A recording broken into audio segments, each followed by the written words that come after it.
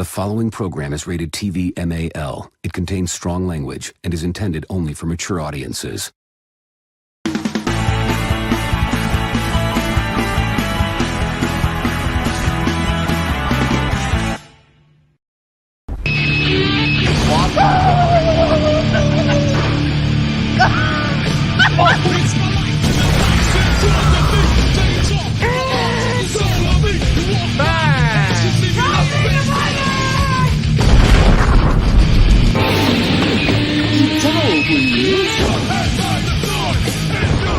Penis, penis, penis, vagina, vagina, vagina.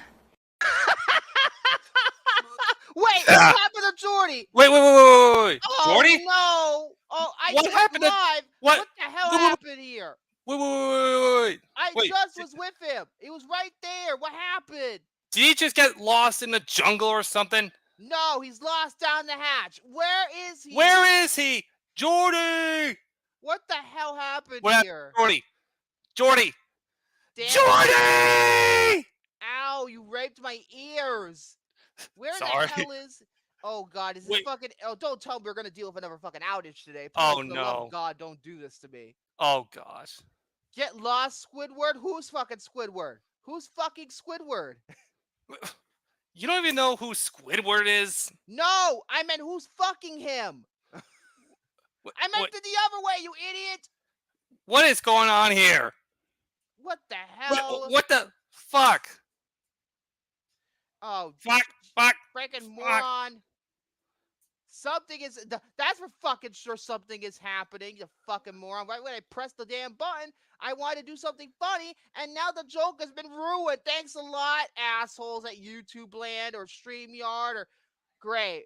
We're already having technical issues. Oh my gosh. Is not Skynet really butt fucking his freaking internet or something? Trying to get... Oh, Jesus. Here we go again. Here we go again with this bullshit.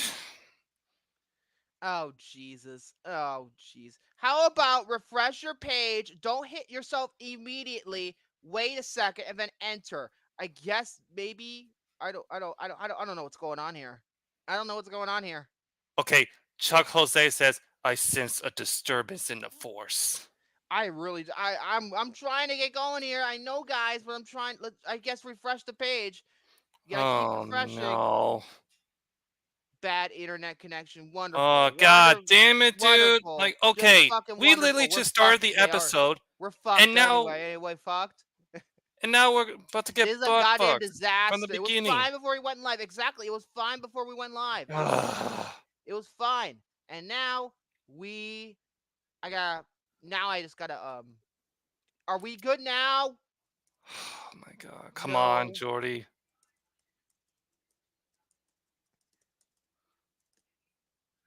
Let's see. Jesus, that is a mess. Oh, no. Why, Andrew? Oh, my God. Why? I'm fucking... What the hell is going on here? I guess I was definitely following in Andrew Hawkins' footsteps, saying that. What is going on here? But Do you have, like, cellular data? Is you're using your phone? Try cellular data. Maybe cellular data works. Unless he's already using cellular data. I don't fucking know. I don't know. If he can hear this right now, try and see if that works. Okay, Try the Jordy iPad. says he's going to try his iPad. Okay. While I do that, me take care of some clips. That clearly went well. I was trying to be funny. He's playing that clip from Varsity Blues, but no, it's just gonna ruin my joke. Thanks a lot, dickheads. Because I thought it fit, considering what we're gonna review tonight, or we're planning on reviewing if things don't go ape shit again. Boop, boop, boop. Come on, Jordy. Try that again. Can you hear me? Yeah, Oh, I can thank hear you God, now. he's fucking Let it out. morons. Let it out, Jordy. I don't know what's going on. I mean, for some reason, it's not like I've been trying to do it on my phone. And it just won't let me. Like, damn, bro. That is fucking retarded. That's fucked up. That's fucked up. So let me try this again and play that clip one more time. Penis, penis, penis, vagina, vagina, vagina. How can we go forward and do this show now? I'm sorry, I don't know what happened. Like, it's not really up for me to control. I mean, for some reason, it's like as if, I don't know. I have no idea what the hell just happened. I really have no idea. Let's see what's going on in the chat. I'm gonna try and otherwise. see if I can get things working on my phone while I'm on my iPad. Okay. All Let's right. see. I guess Soren watched he watched the fucking garbage. No, not. Are they garbage? Garfield live action movies? Are Wow. they really that garbage? Oh, now it's working. I see it now. What? Oh, ow! Ow! Echo! Ow! Sorry. Jordy! Well, Ow! at least it's working now. Well, might as well switch then. Okay, give me a minute. Okay. Alrighty. So, At least they're not making my ears bleed. okay, my experience with the Garfield movies, the live action movies. I saw the first one in the fucking theater. Another one of my embarrassing movie moments. And honestly, yeah, I saw the first Garfield in the fucking theater. I really did. I did. You And poor bastard. I even remember they played the Gone Nutty short, with Scrat. They played it before the first movie. They played Yeah. it before. Okay, so Now we can officially get our as the asses opening going. video said, let's all say it together: penis, penis, penis, Yeah. vagina, Yeah, vagina, vagina. vagina. Nah. It's not the last time I thought about Varsity Blues when I was watching this movie. It's not the last time I thought about it. Dude, okay, this is the second week in a row I'm watching a movie where we're in a strip club. I was thinking about Bailey. Like, don't get me Bob. I was wrong. thinking Don't get me wrong. I love me some tits and ass. But if I want it, I don't want to pay for it. But yeah, like I'm more of an ass guy when myself, actually. when they were in the He's strip- an ass, man. I guess I can get to that when we actually get to the movie. Yes. Dick, I watched that movie Dick William's an on ass, Friday. man. Oh, it's a strip club time, yay! If we showed that, we would get the whole thing flagged. Oh my Alright, gosh. let's Hi, say- Ben. Let's say hello to other people in the live chat. We got Jose. We got Andrew. Why? I even told Why? Victor that I was following his footsteps, or possibly. Yeah. Uh, And you got the Chuck Jose channel. We got Hades Lord. And we got Soren the Film Brony. We got Justin Wines, my favorite black brother from another mother. And we got Ben Wilner here. My favorite identical twin. Yeah, except the difference is that you're not gay. Oh. Oh, and you don't accidentally show your floppy bits on camera. What the floppy dildo? Oh yeah. Let's see. Oh, by the way, speaking of which, I need to get on that and edit that video, so Oh, because I got to showcase the clip tomorrow because that way everyone will know context. dude, So- I cannot believe that just happened. Hey! I cannot believe it. Like, I just realized that I wore another pair of ripped underpants. What is with you and your underwear, dude? I mean, Victor, don't get me wrong. I mean, what the fuck happened? you I love- don't- Victor, I was there. Wait, wait, what the fuck no. happened? He has another pair of ripped underpants now. What the fuck happened? I have no fucking context. Is it? Do you wake up from an erection where you rip your pants from the boner you get, or is it that someone? God. Or is it someone that penetrates through the holes? No. Better question. Were you wearing undies too tight while you're squatting? Yeah, punching people in the dick. It's funny. Yeah, that yeah, last it's called. movie Oh, Dick You ever it's seen called, that? You ever see that SpongeBob episode where SpongeBob was trying to like lift up the breadstick of mushrooms and he was didn't by realize he ripped his pants? No Oh shit. yeah. I thought you were talking about the humping you do in online games like in freaking Call of Duty or something. Fucking Pop Tropic. So- Ben in the live action remake Ben. of Captain Underpants. Oh my god. So, what do you want to talk about? Okay, What do you wanna do? What do I want to talk about? Let's see. What do you wanna do? First of all, I'm proud of Jose because he went up to episode 4 of Lost. That's actually Walkabout. Nice. Yes, walk, lock, and walk again. Don't tell me what I can't do ever. Don't tell me what I can't do ever. Don't tell me. Oh my god, it's gonna And be a they running just- joke. and they just drive away. They drive away the fucking walkabout bus. He should have. You know what he should have done? He should have wheeled himself. He should have wheeled himself outside and screamed louder. Go like, and then, don't tell me what I can't do. You sons of bitches! You arrogant pricks! There you go. That's the word I was looking for. On network television. Wait, you're heading to England tomorrow, so I won't be able to see the live show of Channel. Aww. Oh yeah. Have fun that's with right. your fucking British dildos. I don't know. Your fucking BBC. Just stay away from the fags and that's cigarettes, mind you, and if you need to lose weight, just stay away from the faggots, and that's a dish like a dessert. You don't believe me? Look it up. I'm trying. It's just fucking. Oh my god. Like, dude, seriously, Ben showed us, I think on the film forums, I believe, that there is a dish up in, freaking, there's a dish up there called faggot.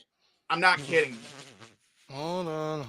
Oh, and by the way, I also have a friend up there in England, I believe. I need to get back in touch with him, but there's also a dessert-like dish called, get this, spotted dick. I'm not kidding you. I'm guessing the spots are like the blueberries in. But still. But yeah, Ben's the one who found out that that, and it's kind of funny. It's just really curious. How is it that faggot got to become a slur towards gay, lesbian, or whatever people, yet it's also a dish? I don't know. Was this like what country is this from? England. England? Oh, I don't know what the fucking Brits. They're always up their own asses in the UK. They're always up their own asses. That would explain their dish names and their names for their cigarettes. I know I'm an asshole. Well, you're a funny asshole. Yeah, that is true. So in terms I can hear the people chanting, asshole, asshole, asshole. asshole. Let's see. What can I talk about? Well, I guess I could talk about how, I'm probably gonna get my ass fat next week because of the I'm going to my, after my sister's graduation, we're gonna go out to eat, and I'm thinking because it's a tradition of us after we anus. I love that comment. It's a tradition ever since our graduation. I think it was my graduation. We go to Longhorn Steakhouse, and I'm gonna have to eat some fat ass nice steak. The great steak, not the fake. Oh my god, piece of dude! shit. I went to this grilling place, like last week.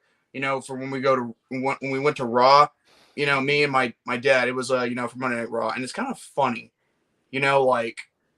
so Victor's gonna become Romy. Oh shit! No. Well, where's the sunglasses though, and the bald head? First of all, oh, by the way, he got himself a new pair of sunglasses. Really, he did. Yeah, he did. He said it while on the air. Oh. Wow, you got a pair of sunglasses. Probably were so old they probably broke on him. I don't know. Maybe it's because his head's been getting so fat. I was about to say that. Oh, by the way, Jose, that's right. Tell your friends, or don't. I mean, just if you don't want to. Check it out, my shirt. Does anybody remind you of something? Does this remind you of something? Hold on. Wait, let me. Is there a way I can zoom in? Oh my gosh. Yeah. That's right. Me wears shirt. Let's just say this. Nostalgia trip. Let's just say this: Disney VHS tapes and DVDs. Yes. Oh. Yeah. I remember those, and you know what? Coming soon to theaters. Yep. I'm not gonna lie. They kind of. I mean, to me, it felt like kind of annoying whenever they did that stuff. But then again, I get it. Just for promotional, that was a classic. When my child, it was not only Disney, it was also Touchstone, Miramax, Hollywood Pictures. They all used it. Well, I if it's know. a thing, and they're all Disney divisions, but still, and Dimension, I think, used it at one point too. But this is classic. This is classic. It's better than classic. Yeah, it is. It is classic. Everybody knows what you're talking about when you hear that music and you see that screen. And yes, that's right. The first Omen's coming on Blu-ray. It's gonna be a Sony disc, and it looks like it's not even getting a 4K. Why? I don't know, but No, Jose just no, sent me. no. You got to do it. Like, why? Oh, Why? Okay, Jose sent me something. Hold on. Got milk? That's from the first Garfield movie. Yeah. Oh. Honestly, okay, I'm just giving my own opinion here. I actually like the two movies, you know, and I think, like someone said in the live chat, the second one is actually, you know, a little bit more creative, you know, than the first. I actually thought the first one was slightly better. I don't know why. I don't know, something about it. Probably because Hey, I mean, we all have our opinions on the movie, so even though what you know, the movie is technically on a technical level not great. I It's think, not great. if I'm not mistaken, I think they were supposed to make a third film, like to make a trilogy of it, but apparently they got cut down. Bill Murray didn't like ever doing Garfield. He got tricked into doing it because he thought it was written by Joe Cohen of the Coen brothers, but no, it's actually Joe Cohen. No, is it Joel Cohen or is it somebody else who has a Cohen in his name? Let me Pretty see. sure. Hold on. Yeah, Joel Cohen, one of the writers of Cheaper by the Dozen, Toy Story, and Money Talks. Money talks. Also, he did Evan Almighty and Money Daddy Talks. Day Camp. Not Daddy Day Care, Daddy Day Camp. And Daddy Day Camp sucked. It's terrible. You poor bastard. You have to see it in the theater. I fucking saw that shit on a double bill, on a double fucking feature. I walked in, we paid to watch that, and then we walked into fucking Underdog. We sneaked into fucking Underdog. Underdog is so bad. Underdog is terrible. That movie is garbage. Well, if I may just say this for the record, I think, you know, in a way, it is bad, but it's not as horrible as people think it is. I mean, Underdog, that movie is bad. The only thing I believe that someone did not get out of it was the main, you know, kid actor who was in the movie, because again, he, like, after that movie, he never got another, you know, spot or a call. I mean, here's the thing, though. Jason Lee, at that point, who voiced Underdog, was doing a bunch of shitty kids movies. No, not him. No. Hold on. Hey, Hunter. Yay. I know you're not referring to him, but he's doing a bunch of shitty. He did a bunch of shitty kids movies. This one, Alvin and Chipmunks. Good lord. Yeah. And this was when he was still doing My Name Is Earl, which is apparently a very good show, but I've just never seen it. Yes, it is. I have seen that show, and it is awesome. Yeah. I hate the fact that a writer's strike, you know, got it canceled. Actually ended way after the writer's strike. It ended because of low ratings. Yep. And let's not forget Peter Dinklage is an Underdog. Oh my god, that's right. Amy Adams' did a voice for that too. Mm-hmm. Oh my god, Peter Dinklage, right before fucking Tyrion Lannister. Good lord. That's only the first I ever saw him. I think Alex Newburger. I don't know. I hope that. Newburger, good burger, fresh. New burger, good burger, old burger, bad burger. Let me have a look at his name here so I can fucking make sure. We go burger. Newburger. What the fuck, Wikipedia? He doesn't even have a Wikipedia page. No, I was just trying to type it in. Yeah, Newburger. Not even a page, Jordy. Yeah. He doesn't even have his own Wikipedia page. That's so bad. Yeah. Maybe he probably shoved it in his ass. 60% rating, and how much did it make? Oh my god. Just to make it hidden. Also, it's Spyglass. Yeah. That means I have another reason to hate it. Fucking Spyglass. Spy-ass. So yeah, let us go ahead and start the topics. And today, for this instance, I will go last. So I want Jordy to go I just first. want to say this real quickly. Yeah. Alex, he, you know, after Underdog, I believe, you know, he didn't really get another movie role again, except for the Hello Herman in 2012. I never even heard of that. Me neither. And you know what? I don't think I don't think this kid's career has been, that great. Excuse me. But yeah, so yeah, I guess I'll let Jordy go first. I'm gonna go last today. I'm gonna be different. Okay, so other than the fact that I got highlight of the night last week, Well, yeah. but yeah, that I will admit that was a good discussion that needed to be talked about, and me having to call out Dave Filoni on a lot of bullshit. Hmm. I mean, And I almost got inspired to do something else. Maybe another rant that I may or may not be planning on. I don't know. We'll see. We'll see. but here's the thing. I just want to make this perfectly clear that last week I was not debating nor arguing with Victor. The thing is, Victor had his own opinions of what he believes and what he thinks. Me, on the other hand, I just simply wanted to call out a lot of bullshit, contradictions. Because at the end of the day, how can I call myself a fan if I don't call out a few slight, mistakes that are made? Like, you want to know what Look at me as a fan of Lost. I don't know. It's a characters. I don't really consider a spoiler if I'm talking about a character, but in case mild spoilers incoming for season 3, I've been on the record about how much I can't stand Nikki and Paulo. I've been on the record about how much I can't stand them. But here's the thing: you want to talk about the biggest, if you want to talk about the biggest continuity error in Star Wars, look at the character known as Saw Gerrera. Now, I love Saw Gerrera. I love Forrest Whitaker, and I even love the previous voice. And I love the previous voice actor that originally voiced Saw in the Clone Wars in season 5. But the problem is the biggest, continuity error with that character is the eye color. The eye color? What's the eye color? His original eye color in the Clone Wars was like teal or light blue. Then when you finally have him back on freaking, Rogue One, it's Forrest Whitaker's eye color. It's brown. And also, when he's in Rebels season 3 and 4, his eye color is green. That's right. And he was in one of the Disney Plus shows, too. Which one was it? Was it Boba It was Fett? Andor. Andor, excuse me. Andor, and the thing is, right. I was thinking, wait a minute, stop. You mean to tell me that you could have made, you didn't think about looking back on the Clone Wars when the people were directing this and all that, to just look back at the character of what the eye color was and simply edit Forrest Whitaker's eyes, even if he didn't want to.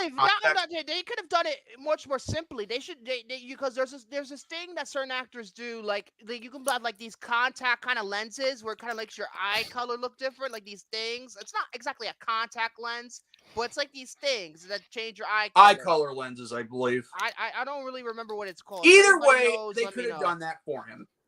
But still, again, the character's, continuity error is the eye color. That's all there is. At least you didn't challenge Dave Filoni's a boxing match like Uwe Boll. Oh, yeah. Why would I challenge a guy to a boxing match who's never been in a fight in his life? But he's making fun of Uwe Boll. He's talking about Uwe Boll, and Uwe Boll. I know. I'm just simply saying. But, yeah. But that's not what I want to talk about this week. Unfortunately. I want to talk about, Batman Arkham. Batman Arkham up my ass? Ooh. I'm about to put something up your ass if you don't shut your mouth. As a matter of fact, I'll shove it so far up your ass, I'll make sure it comes out of your mouth and blocks your ability to speak. Oh, God. What would it be, a batarang? Actually, it'd be a bangarang, but, Nasty. Anyway, so as you probably don't know, I actually have the Arkham, games on my Xbox, Series X. I've got Batman Arkham Asylum, Batman Arkham City, and of course, Batman Arkham Knight. But a problem here is the fact they never once, Jordy, make sure Victor's ours has no lube in it. I'll keep that in mind, Benjamin. No. Yes. No. Yes. That is rude. That is mean. Yes. He's a big old meanie, and I don't like him. Yeah, that's what you're like in your head, like he's such a big meanie. Yeah, big fat. Anyway, meanie. but the one game they do not have because these games were re-released or remastered for the Xbox One at the time. And PlayStation 4. Yes. And Then the it did Nintendo not Switch, but apparently the include Switch version's Batman buggy as Arkham fuck. Origins. Or yes, Oranges. Yes. Because now here's the thing. Part of me has been speculating, why are they not thinking about Arkham Origins? Because again, the game may have been, released for the Xbox 360 and PlayStation 3. I think I know why. Well, I think I know why too, but then again, I want to give my thoughts right here. Oh, wait, you go first. I have a different reason. I think because, the fact that there's a lot of differences with the story that was done, that doesn't really add up for the first, Arkham Asylum game. But then there's also the fact that, there's also different voice actors that play as, Joker and Batman, or Batman and Joker, whatever you're going to call it. Kevin Conroy and Joker. Oh my God. Mark Kevin Conroy and Joker? Mark What? Hamill is Joker. I'm going to What? admit that right there. But, come on. Don't disagree with me that Mark Hamill is Joker, okay? Heath Ledger is Joker, to be frank. Heath Ledger. Oh my God. Potato. There's a lot of Jokers out there. Also, drinking game. Somebody take a shot every time I say "to be frank" or "frankly." I've been saying that a lot lately. Well, that's not my name. Oh boy. You'll be drunk. I'll be drunk after I take those shots. Oh jeez. So yeah, Kevin Conroy, Mark Hamill. They don't reprise their role. It's supposed to be younger, right? They're supposed to be younger. That's what I mean. That's the whole point.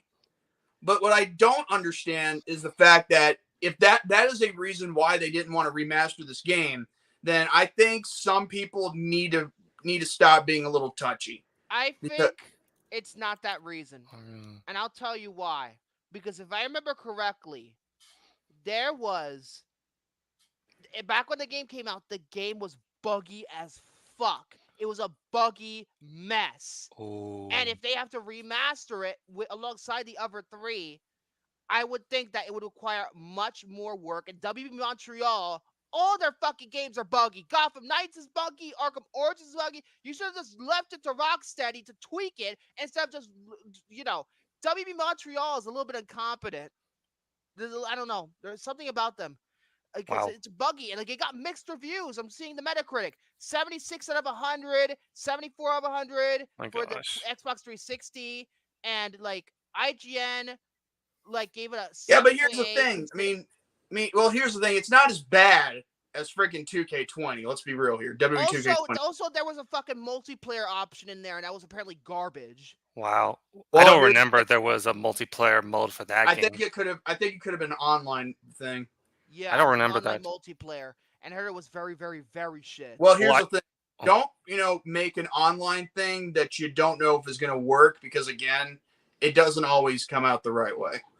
I was going to say something too, that I don't remember the bugs for Arkham Origins, but I do remember that when Batman Arkham Knight came out for the PC port was that was a nightmare. Nightmare. It's not. It's so bad. Even Angry Joe took a rant on it. It was buggy beyond belief. Here's the thing. Here's the thing. This is why most games should be on consoles, because again, you never know what's going to happen with your PC. But that's just me. But anyway, but yeah, I think Arkham Knight is pretty good. You have to complete every single thing in the game in order to actually get the ending. So let's go with that. All right. Buffy the Game Slayer? So it's like a grind almost, Jordy. No. Get it? Buffy. Yes, no shit.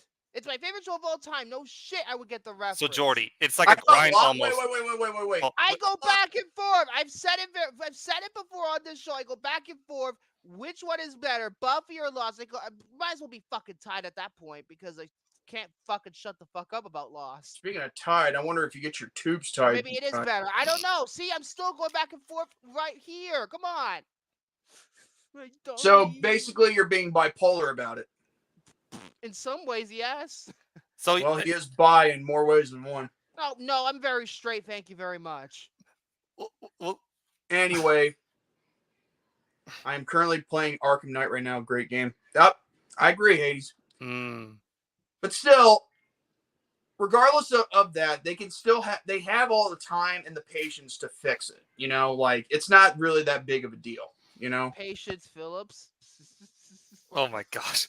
Buggy the Game Slayer. the fact This that is I Buffy made the that Vampire joke Slayer. and you're writing off it like as if you were dick writing is This is so Oscar pathetic. Sharks. Dawn of Justice.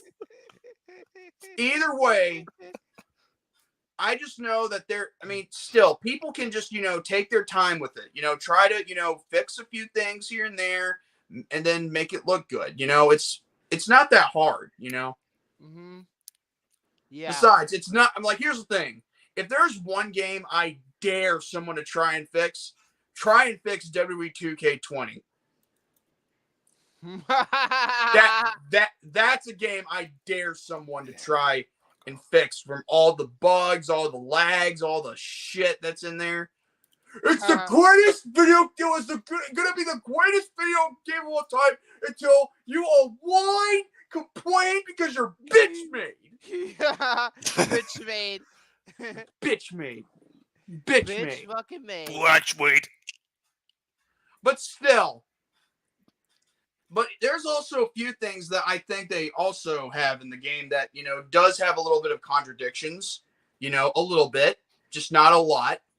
Like, for example, the aforementioned Kevin Conroy, Mark Hamill, they don't, they don't, have their roles, for Batman and Joker respectfully.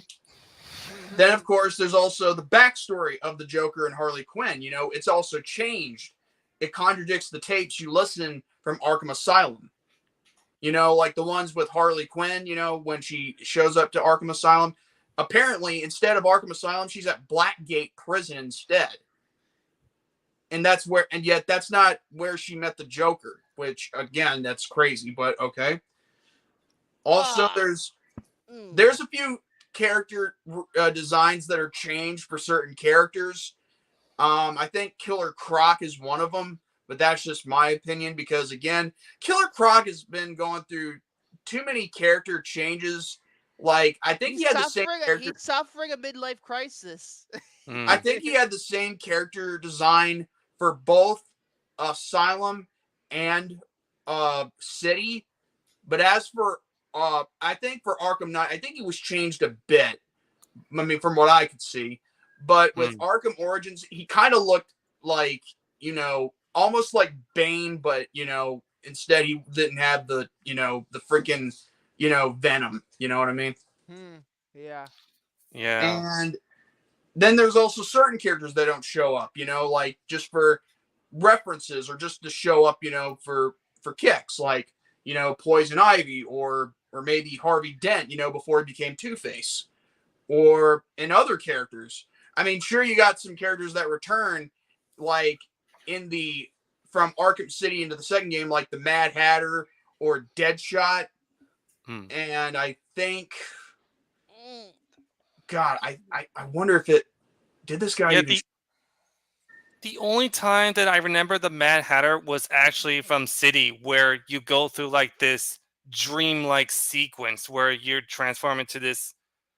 Has like one of those like different. You're talking about wait. You're talking about Arkham City when you have that mask on, right? Oh, that looked, honestly, when I first played that sequence, I was actually freaked out. Oh my God! I thought it was like, what's going on here? Yeah. Or hold on, Batman Forever moment, okay? What the hell is going on here? I told you this project was terminated. I'm calling security. Caffeine will kill you.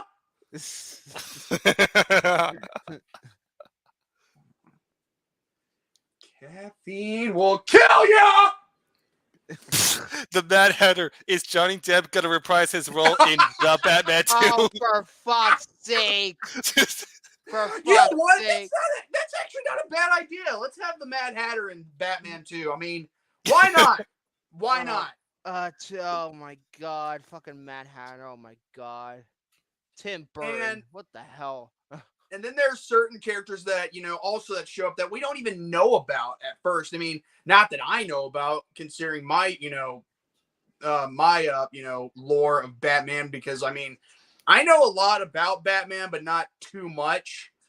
For example, I don't know who the Electrocutioner is. I mean, that's a first for me because it's like looking at the Shocker, only he doesn't have the electricity, I believe. Or maybe it's a mixture of Shocker and Electro. At least that's what I think. William as the Mad Hatter. Oh, where's Alice then, William? Oh, Jesus Christ. Well, Alice isn't around here. Yeah, we know she's hiding in the basement. You freaking monster. Anyway. Oh my God, bro. What else is there? Did they forgot? Oh yeah, there's also this one character. I don't even know what.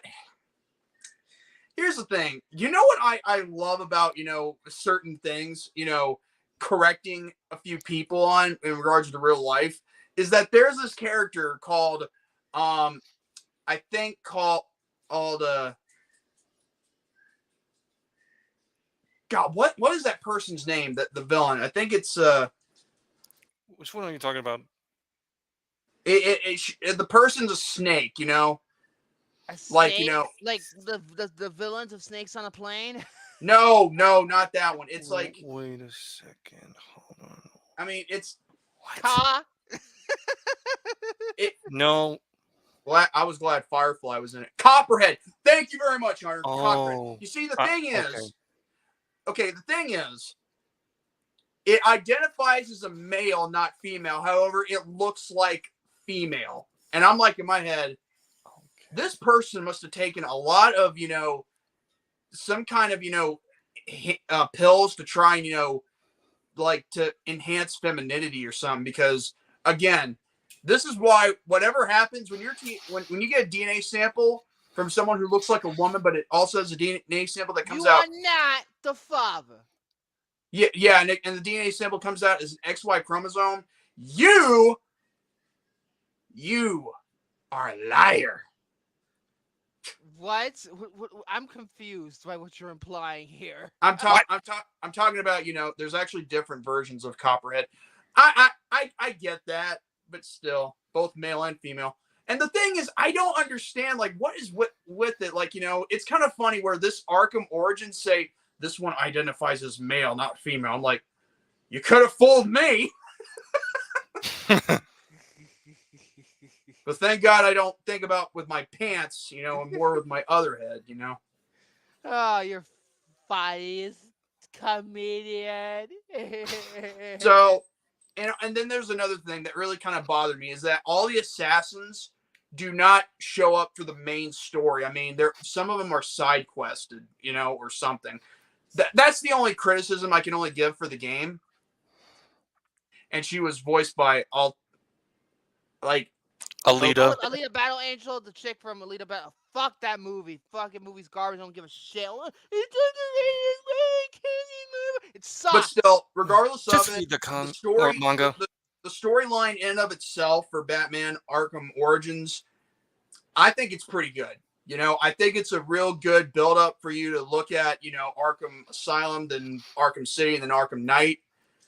I mean, and plus Arkham Knight even shows some, Arkham Origins history, like, Anarchy or Electrocutioner, the aforementioned Electrocutioner. And also freaking, Firefly, he's in the game, and he even references the bridge, that you beat him on. And besides, anything else, it's all, it's a really good way to start the Batman character for the Arkham, franchise or series for Batman. Now, will I be covering it after I'm done covering the latest Nintendo Switch games on Show Jordy? Yes, I will. Because, again, it should be covered, all I agree. But after that, it's... And here's another thing. Are you also going to be playing Batman Shadow or Arkham Shadow? No. Because from what I'm hearing, it's going to be on MetaQuest 3, and the thing is, it's going to be... It's a VR game. Wonderful. It's going to be a VR game. I'm like, what the... You want to know what the reaction was? I was watching this black guy react to it, and you know what he did? He was like, "Yes!" because he saw the title, and you know what else he did next after it said MetaQuest 3? Oh no, no! I thought that was the most hilarious reaction, but yet very, very true. Very true. If I want to watch Batman I want to in see VR, Batman in I VR, watch Ready Player One. Exactly. I agree with that. Yeah. And here's the thing, if fans, and I'm telling you, this is not going to sell well. It's not going to. Barely anybody has a MetaQuest 3. I have a MetaQuest 2, but I don't have a MetaQuest 3. And plus, it's been sitting there here's grabbing the problem, dust. Victor. Here's the problem. This is not going to sell well. Because again, everyone has gotten used to the game mechanics they've had for the last 4 Arkham games. They gotten used to it to a point. It's not going to work in VR. It's not going to work in VR. You know why? Because again, and we haven't even covered Ready Player One yet. That's right. Well, that's I think we've covered a VR type of game, haven't we? What? I haven't covered a VR game. No. We've covered a VR game. That's a movie, boo boo. It's a fucking movie. No, I'm talking about like what was that thing? Free, FreeCreditReport.com is a fucking VR game, boy. No, I'm talking about the movie we reviewed not too long Free ago. Guy? Yeah, that one. Yeah, it's better. Anyway. okay. I actually think that could be considered a VR game in and of itself. Yes, but Ready Player One takes that even further, but I'm not going to get into that right now. Either way, get to it. Regardless of that, I think, Arkham Origins deserves to be recognized, and they deserve to be remastered and probably, fixed up a bit here and there. Mm-hmm. And Hunter, he's not the only one that agrees with me on that. I'm with you. I mean, VR games are, VR games can be good, but VR games often a lot of times are nothing but gimmicks. Mostly I'm talking about Batman or Arkham Origins deserving a remaster. I thought it was fucking. I'm talking about fucking VR. Fucking. No. I'm thinking Arkham Shadow. Let me tell you something. That's gonna bomb. Okay, it's gonna bomb, and I know it is because I know how this works. If you don't have the same game mechanics like you do to sell these things, and you're just gonna change it up a bit, then you're just putting yourself up in the ass. But as far as Arkham Origins go, I think it deserves a remaster because again, it's part of the canon and the story, and it's like what Chayton said. It's like the black sheep of the Arkham series. I heard that movie was terrible. I saw a comment like that. Yeah, he said something about that. Yeah, it's like the black sheep of the Arkham series, and I think. Yeah. Don't act like it's not canon. It is. It is. Exactly. That's what I'm saying. Not canon. Well, I mean, isn't there discrepancies between that game and the other Arkham games? There's discrepancies in it. I mean, here's the thing: the 3 Arkham games that are in a timeline that goes straight forward, like Asylum City and Night, they're all great. But the problem is, I mean, Arkham Origins is just as good. Again, like I said before, in terms of them looking at these reviews, and they said that the reason why the game didn't do so well and it got a lot of mixed reviews is because it didn't elevate what happened in Arkham City. It pretty much felt like they were repeating themselves again in terms of gameplay wise, not story wise, gameplay wise. Well, I guess you could think. I mean, in a sense, yes, but still, storyline.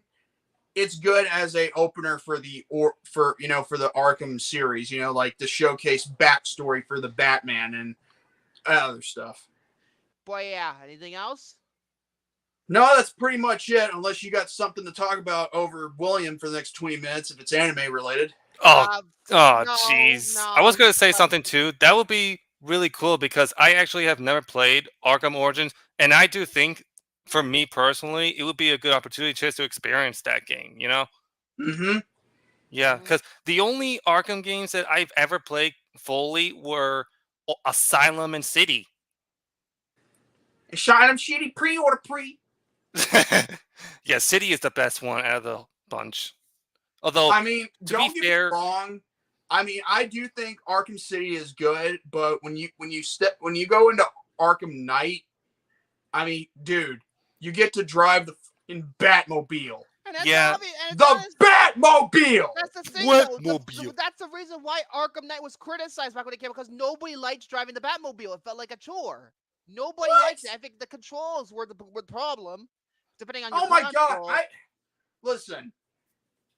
First of all, those people who make those kind of things like that, saying, "No, it's not going to control." Look, dude, it is a freaking video game where you're finally driving the fucking Batmobile. Grow up. If the controls are shitty, I'm gonna be on their side, because fucking if shitty controls is. That's because you got to get used to it. I mean, Yeah. like Resident Evil. Nobody likes the fucking tank controls of the original Resident Evil. I had to get used to the controls, for the Batmobile myself, and guess what? I'm not gonna say it's great, but I got used to it. Or, for example, it took me a while to get used to the tank controls in the Resident Evil remake for the PS4. Yep. Well, It only took me a while, but I got it. Because you're so used to tank controls. Well, here's the thing, though. I'm so used to, the third-person perspective when you're playing a video game and how you control your character, such as Resident Evil 4. I'm the same way. That's just me, though. I mean, first-person view is just meh, but I mean, first-person can be good. I mean, unless if you're playing shooting games or military games like Call of Duty or the whatever. Grand Theft Auto first-person shooter for that first-person mode in Grand Theft Auto 5, which I they have that over to 6. 5. I just realized that. I assume they're gonna bring that over to 6 as well. But yeah, so yeah. Exactly. So William, what do you want to talk about? Oh boy. The Dark Era. I sense a rant. So Jose, I know if you're watching this is for you, buddy, because you sent me this article a while ago, and this is just sad. And this comes from Variety. Oh, Pixar hit with layoffs as 175 staffers cut. Well, of course, they're gonna start. Wait. Staffers caught? No, cut. Oh, not I thought that... caught. Why would they be caught for something? Yeah, Jose, I'll get to that. All right.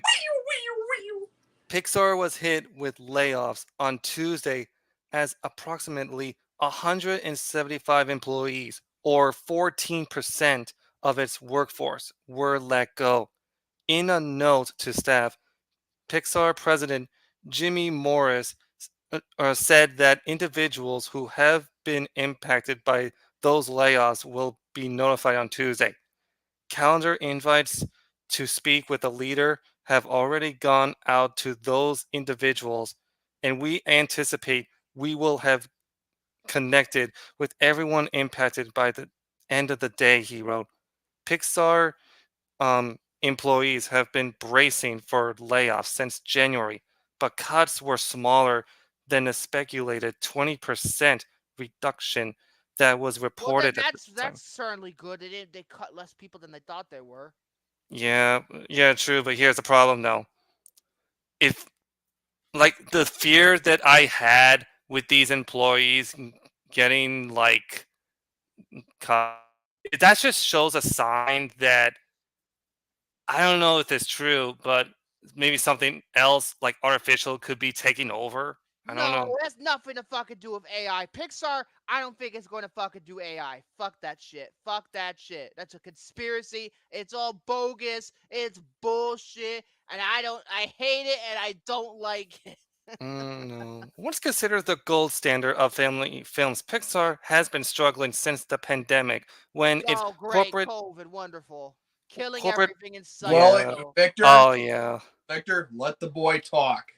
Even to, I want to add something too, not to mention, even to during those re-releases, as of late with Soul, Luca, and Turning I'm Red. gonna be frank. That was a stupid idea. I'm gonna be frank with you for a moment. It was a stupid idea considering that they were premiering on Disney Plus and they could not. People are not gonna fucking go out to the fucking theaters to watch the re-release, and I'm gonna tell you why. This is the reason why. Not just the economy.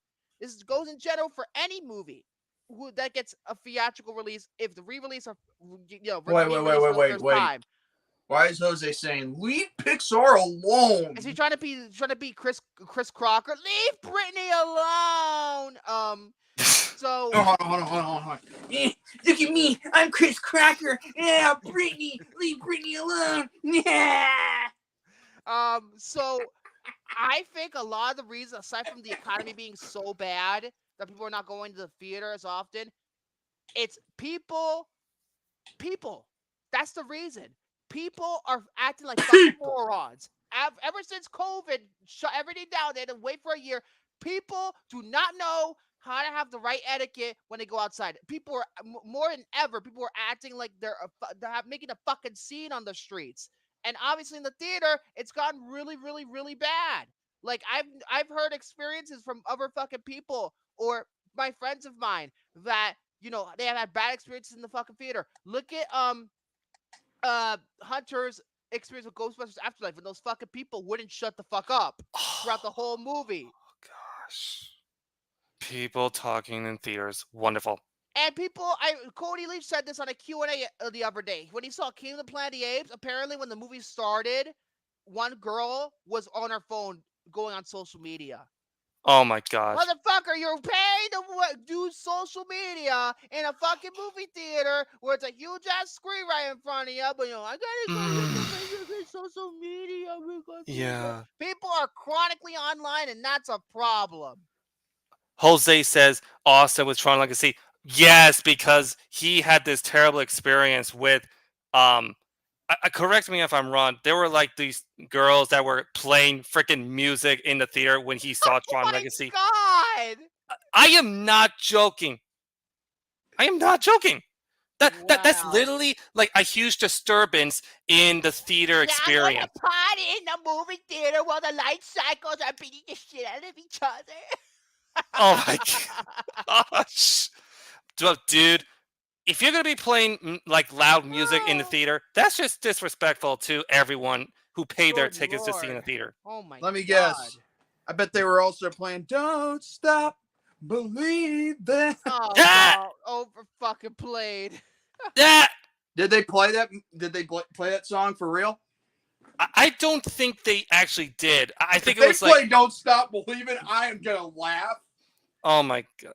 Just the fact that they're being assholes. But yeah, as I was.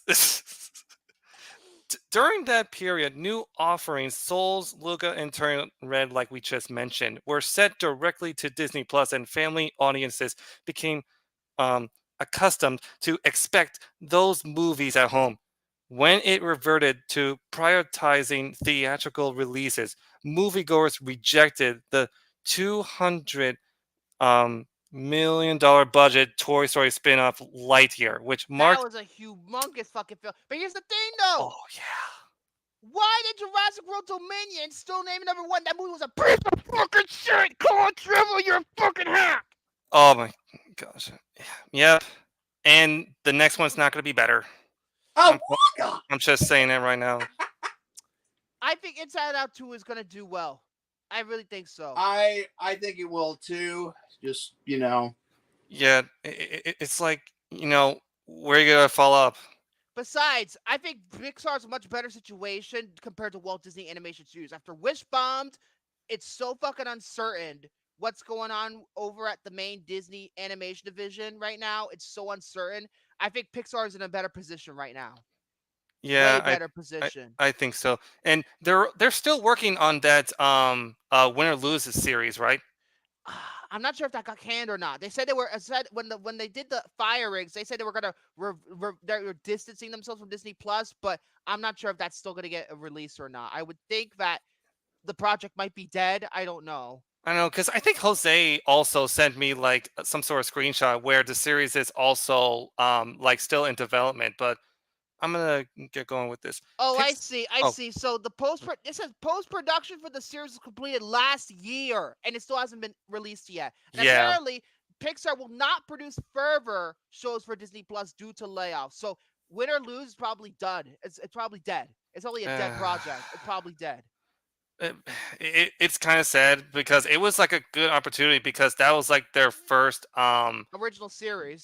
yes, And yes. I think that Walt Disney Animation Studios, I think they're done with animation series because the Moana TV show got transformed into just Moana 2, which is coming out this year.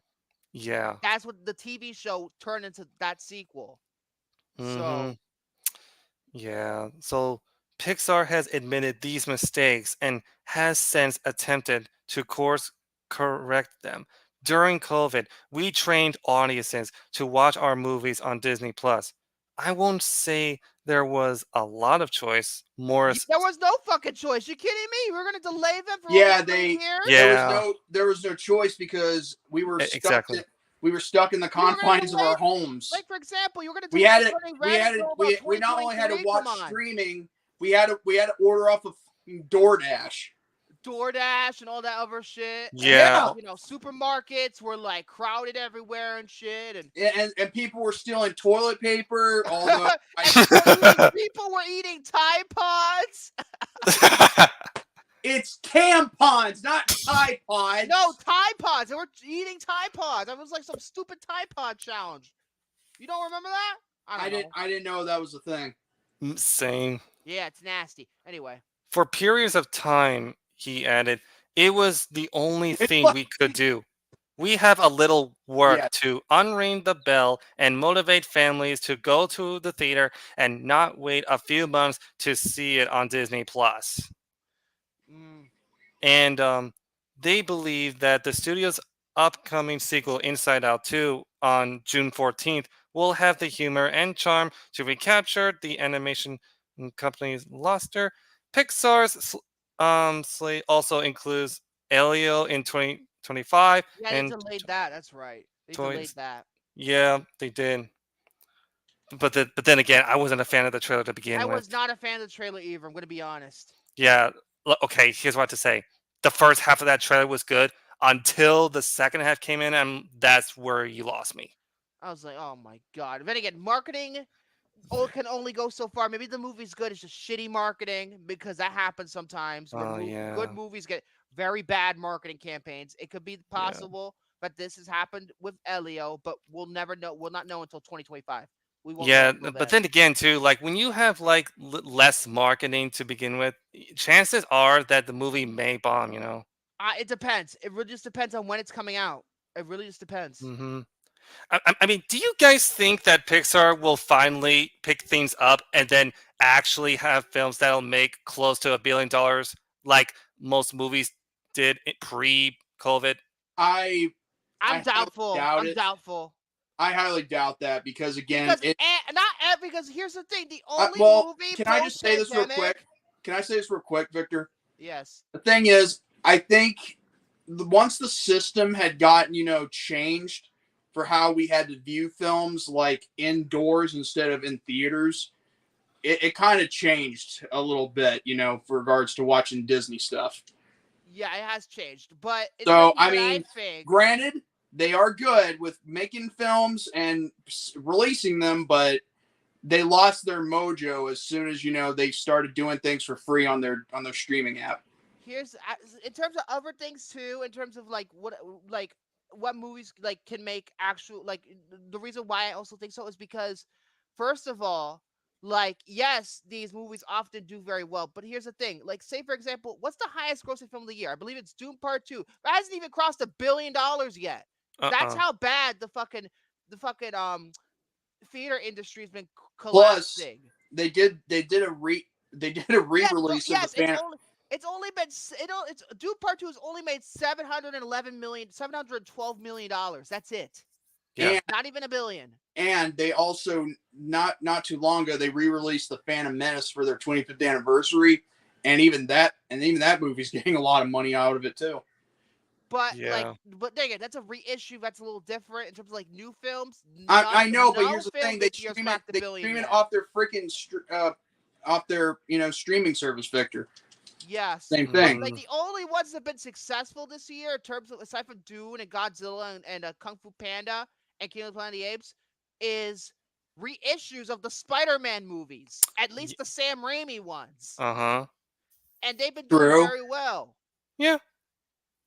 So I mean you know, that's I mean I don't know. Victor's I don't know. got a point. I don't know if I had anything to do that because the Kirsten bitch. I don't know if I had anything to do with that, but I don't know. Ugh. Great, I'm making it over. I know what Jordy will say. Oh, you're making it over yourself. You're selfish. Mm-hmm. Well, in some cases.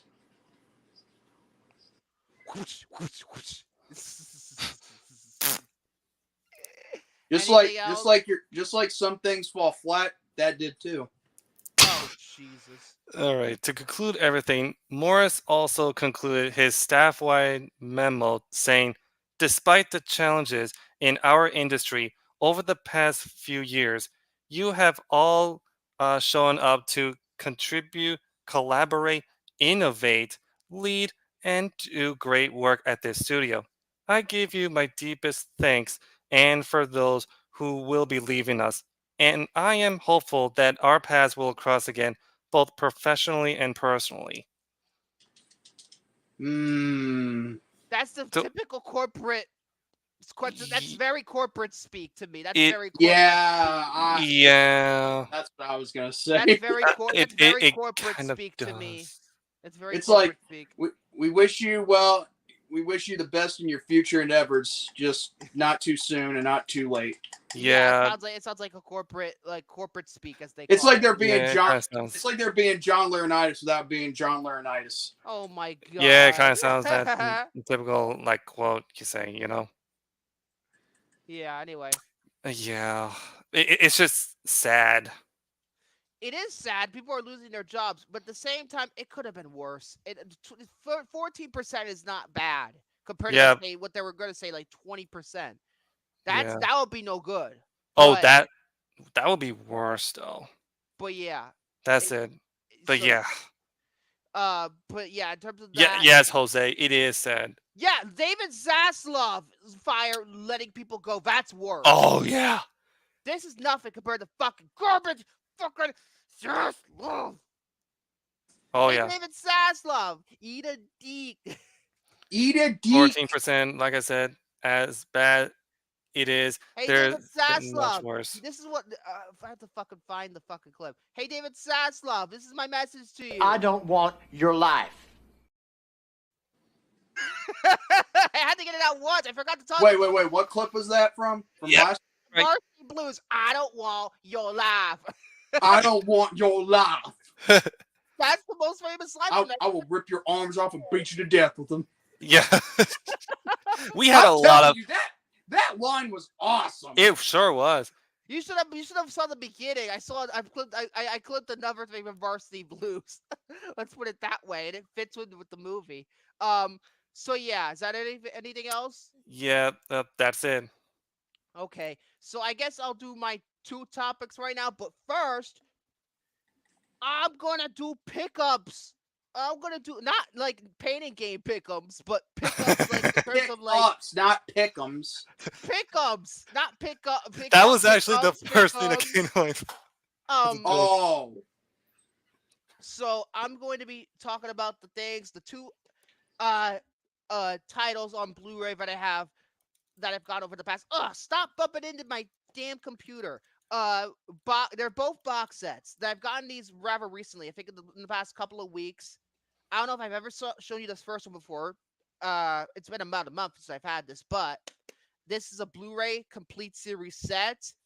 This is one of the most famous shows of all time. No, not Lost, because I already own it. But for me, it might be the greatest sitcom that's ever been made. And that, of course, is, if fucking the glare will actually do it justice, Friends. Very nice. One of the greatest sitcoms of all time. I mean, I don't know anybody who doesn't like Friends. I don't know anybody who doesn't like it. I don't know I like it anybody. too. I mean, it's a great show. It's so fucking funny. Also, has probably the greatest theme song of all time. Probably. And Is it? Wait, which one is it? Is it I Want to Be There for You? it's I'll Be There for You. Write it down. Okay. So I have the 2017 reissue where it's divided. The packaging is like this. So it's 3 cases. The first case has the first 5 seasons, so I pop it in, and Hold there's on, the hold on. disc. Write that down, write that down! And you open it up, and there's the discs right there. Oh, come on, stupid fucking thing! The damn package! Stop it! Close! Stop it! Package. Oh, you be quiet. And then there's the last 5 seasons of the show, and then a bonus disc, and it comes with a booklet. It's a. I'll just open a random page for you if you can fucking make it out. So yeah, I have the whole series. It's again, I think it might be the greatest sitcom of all time. I think so. Like, I know there's a bunch of other sitcoms that are really, really great too, but let's face it, Friends is the most popular, and it still is. Like the reruns are still on TBS and Nick at Night, and the show's doing well on Max, even though Max sucks. But everybody knows it. Everybody does. Come on, fucking close this shit down, fucking motherfucker. Did they put it in wrong? Pivot? What does pivot do? Come on, put it back. Go back. I wish I knew what I was doing. I think it's like this. Hold on. Give me 1 second. I had to fucking figure this out. Now it's a maze. Come on. Put it in here. Okay, there we go. There we go. But yeah, I have the whole series. I'm probably going to watch this sooner rather than later. And it's 10 whole seasons of hilarity. If you Uno feel rather like, than waiter.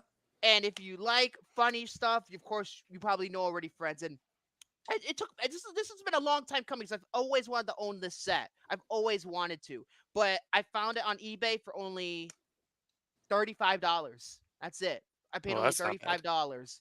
So there you go. And it's good because I don't have to go buy fucking Max and renew my fucking subscription for that piece of garbage. Instead, I could just watch this on the Blu-ray set and be done. Nice. And the other thing I got is a first for me. You see, this is my first foreign Blu-ray set. You should have That's put not Jordy's face in front of Emil Hirsch. That's not In front true. of Emil Hirsch in That's the not fucking true. thumbnail. Hold on. That's not true there, Victor. You're foreign enough as it is. Oh my gosh. Well, no, I'm not that foreign, but I'm still. I'm not. In the words of one Rose from the Joy Luck Club, I'm not Vietnamese. I'm American. But in terms Waverly. God. What the name? No, the way that her mother's Waverly. Yes, I know. It's like Waverly. Hold on. Wait. Remember that Liberty commercial? Watch this. Liberty. Yeah, I have this one. Waverly. Oh my God. That's a new one. So this Yeah. is my first foreign Blu-ray set. I got this is from the UK, right? This is from the UK. I got it. The UK. So ironic because Ben's going to England tomorrow. But this is a box set that's not available in the United States. I mean, there is a box set of some of these movies that are. It's a huge box set, and it's just like practically weighs more than a fucking paperweight, and it's like over $1,000, and I'm not gonna fucking afford that shit. So I got this instead on Blu-ray. And some people have heard me talk about this franchise before, but I have this collection right here. This is Phase 1 of the Marvel Cinematic Universe, the box set from the UK. Nice. Now, of course, I've said my piece about the MCU several times. I've praised it. I've criticized it. But you know what? It's always going to be a part of me. It's going to be a part of a lot of our generation. Like, especially the first 3 phases. It's forever going to be movie history. This is movie history I'm holding. Yeah. This is movie history. So I'm going to show you the box set. Here's the front. This is the front. Oh And no! look, this is how you know this is from the UK. Look Wait, at Here this. we go. Here we go. There you go. This is Wait, how you know y'all it's from should the put UK. Jordy's face from. Emil Hirsch. Emil Hirsch from Emil. the Emil Hirsch. Fucking Oh no! nephew Oh from- no! Oh, no one's paying attention to the chat. If I wasn't getting ready for work, I'd crash the stream. So Everybody's paying attention to you. You get enough attention enough. Yeah. So this is how you know this is from the UK because that's the 12 rating because that's the BBFC. Is that what they're called? Yeah, the BBFC, the rating system in the UK. It's rated 12 over the PG-13, and this is the Ireland. Nobody under 12 could watch a Spider-Man movie. Yeah, that's the thing about the first Spider-Man movie, that movie got a 12, and a lot of people were complaining because they wanted kids to go see it. That's why they had to create the 12A rating. Anyway, that's a story for another time. But here's the front. It looks like the Tesseract, and there's the characters on the bottom, and here's the spine, the top, back. Well, not What the bottom, and then the back. It has the all MCU deep details. inside us all. It's deep So- inside Hunter, I'll tell you that right now. That is yeah, he's the most deep inside. It's literally it's practically like you know how in the movie Scanners where the fucking guy explodes, it's practically him. Yeah. Okay. This leads to a good question. So Yeah. Wait. hold- I'm What? still sitting here waiting for David to join me for the call. What's next? Mac and cheese and French fries. Which voice? Oh, okay, what you were Victor. saying? This leads me to a good question for you. So you've recently tested out the first two films. How were the other films? Because you didn't provide an update on those. I'll show the packaging first. So, You can't do that, otherwise we'll get flagged. no, because there's not like any nudity on here. Okay. Oh, wait, you're not gonna show your package. Okay, that's good. No, not that package. Fucking moron. So this comes off. Wait. Hold on. What? Someone said something in the form. Oh no. That- Okay, Hunter says, I'm smelling and try not to laugh at the same time. Oh, God, it's So- got to be good. Yeah, that's true. Paw Patrol got a fucking PG rating. What the Is it fuck? because of what I just said about him Wait. so deep Hold on, in I'm waiting. MCU? Hold on. So Wait. This- Was it because I said because of him being so deep in MCU? If that is, I mean, I try my best to be funny. okay, so I'm gonna try and get the package open. Not my package, this package. So this comes apart. I'm in his head right now. This comes Wicked. apart like this. This comes apart. This whole thing comes apart. It's its own thing. Oh, I don't want to damage this. So I take this out. Yeah, this the whole thing is just another thing. So this is the actual case right here. This is the actual case. It's like a digipack back. Nice. And then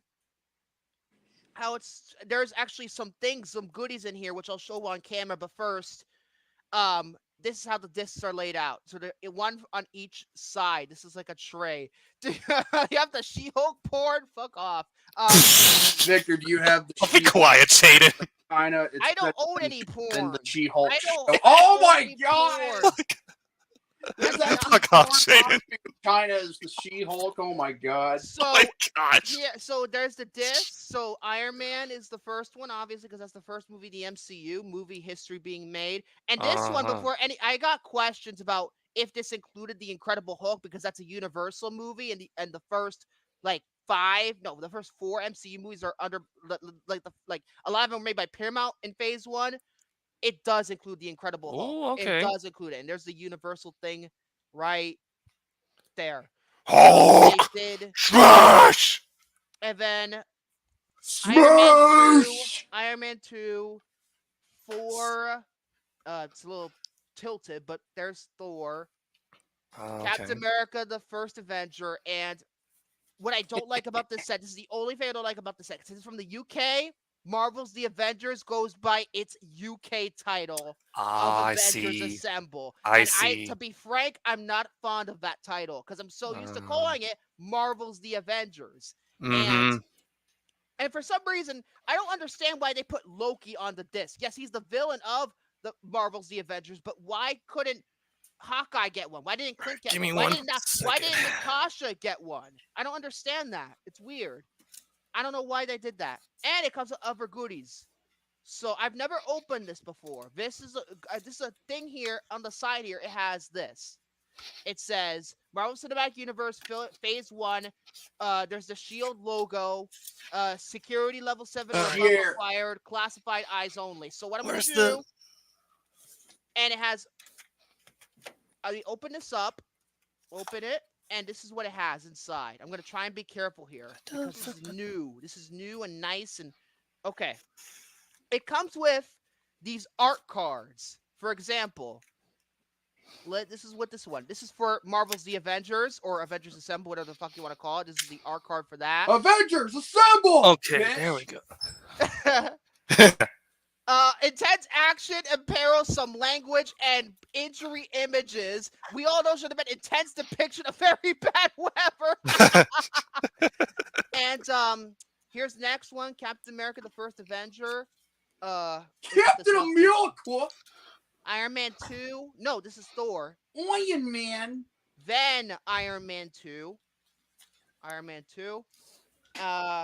Oh yeah, they had to recast War Machine, or the guy who plays as Yes. I'm just showcasing my Blu-rays. Incredible Hulk and Iron Man. And they also came with these. I don't know how I'm gonna fucking open this. Hold on, let me have a look. Okay. Huh? I'm just showcasing my individual you Blu-rays that I got. Oh, You and got, it actually hold on. came You with, got 4. it came with mini posters for every single movie. It came with mini posters. For Oh, example, nice.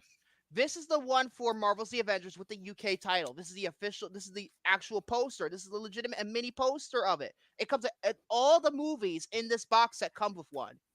I just showed you that one because that's the easiest one for me to pull out right now. So yeah, they came with mini posters. So, nice for you. It's nice for the fanboy to hang it up on his wall. Sorry, Hunter. Oh. The fanboy to hang up on his wall. Well, you're not lying when it comes to Hunter. So let me put this back in the. Yeah, I was just actually showcasing the individual titles that I have in Phase 1. Okay. Wait, well, you're showing your individual. You have all Yeah. the individual. Because the reason why I bought this is because I love the MCU, especially the first 3 phases, but I don't have fucking space for 23 fucking movies in my I don't have the space to put 23 fucking movies back to back to back on my fucking wall or whatever, or in my shelf or whatever. And I got the box set because it's gonna be more compact for me if I can. I get what you're saying. Fucking shit back. If I could put this fucking shit. Yeah, back. you There see, go. I have There around you go. 2, 3, 4, 5 shelves, including the actual top shelf where I put my box sets up there. So let me put this back. And before anybody asks, is this region free? Well, I don't know if you saw on the discs, but it has region A, B, C. So yes, I checked just in case. I checked the Incredible Hulk and the Iron Man, and they worked in my player. It's region free. It's region free, so I can play them whenever I want. I just have to deal with the stupid UK title card of the. I don't like calling it Avengers Assemble. I'm gonna be honest with you. I call it Marvel's The Avengers. That's what the fucking real movie called. But the reason why they made it, the reason why it's called that in the UK is because of the British TV show The Avengers and that crappy 1998 American version with Ray Fiennes and Uma Thurman and Sean Connery, which I heard that movie is fucking terrible. Oh my gosh. But yeah, this is a great box set. I'm gonna track that out my fucking feet. Nice. So yeah, and Terrence Howard was supposed to be War Machine, but he got recast. I think Don Cheadle plays Rhodey better than Terrence Howard. I'm gonna be honest with you. He's perfect. So this box set is wonderful. It comes with all the special features, at least most of them, because Iron Man and Iron Man 2 originally came out on 2-disc Blu-ray. I don't know if there's a bonus disc in here. I forgot to mention there was a bonus disc. Oh, yeah, like this one right here. hopefully this comes with all the special features, at least for Iron Man and Iron Man 2, but the rest have all their special features from their original Blu-ray sets. And for some reason, they did not put them out on 4K, at least for the first 2 phases. They didn't come out on 4K in the UK, but phase 3, which got separated into 2 volumes, did get a 4K release. So I'll track down the 4K releases for phase 3, but for phase 2, I'm gonna try and find that, and it's gonna be the Blu-ray version because that's also region free. So good. This is a good value. And you know you know what even better?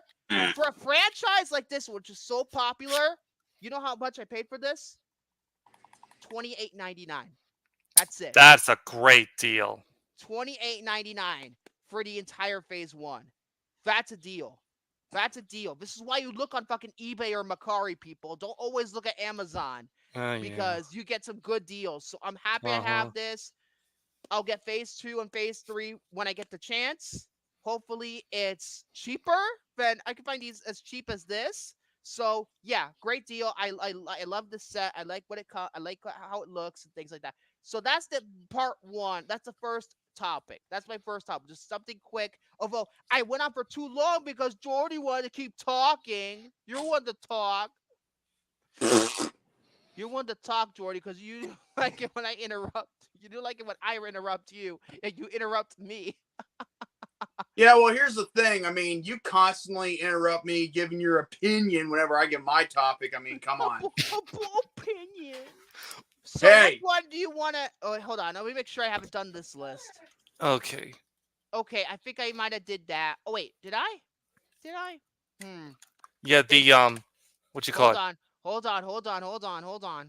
I was gonna I'm say trying to something. make sure. Oh, yeah. This was talked about already. Okay.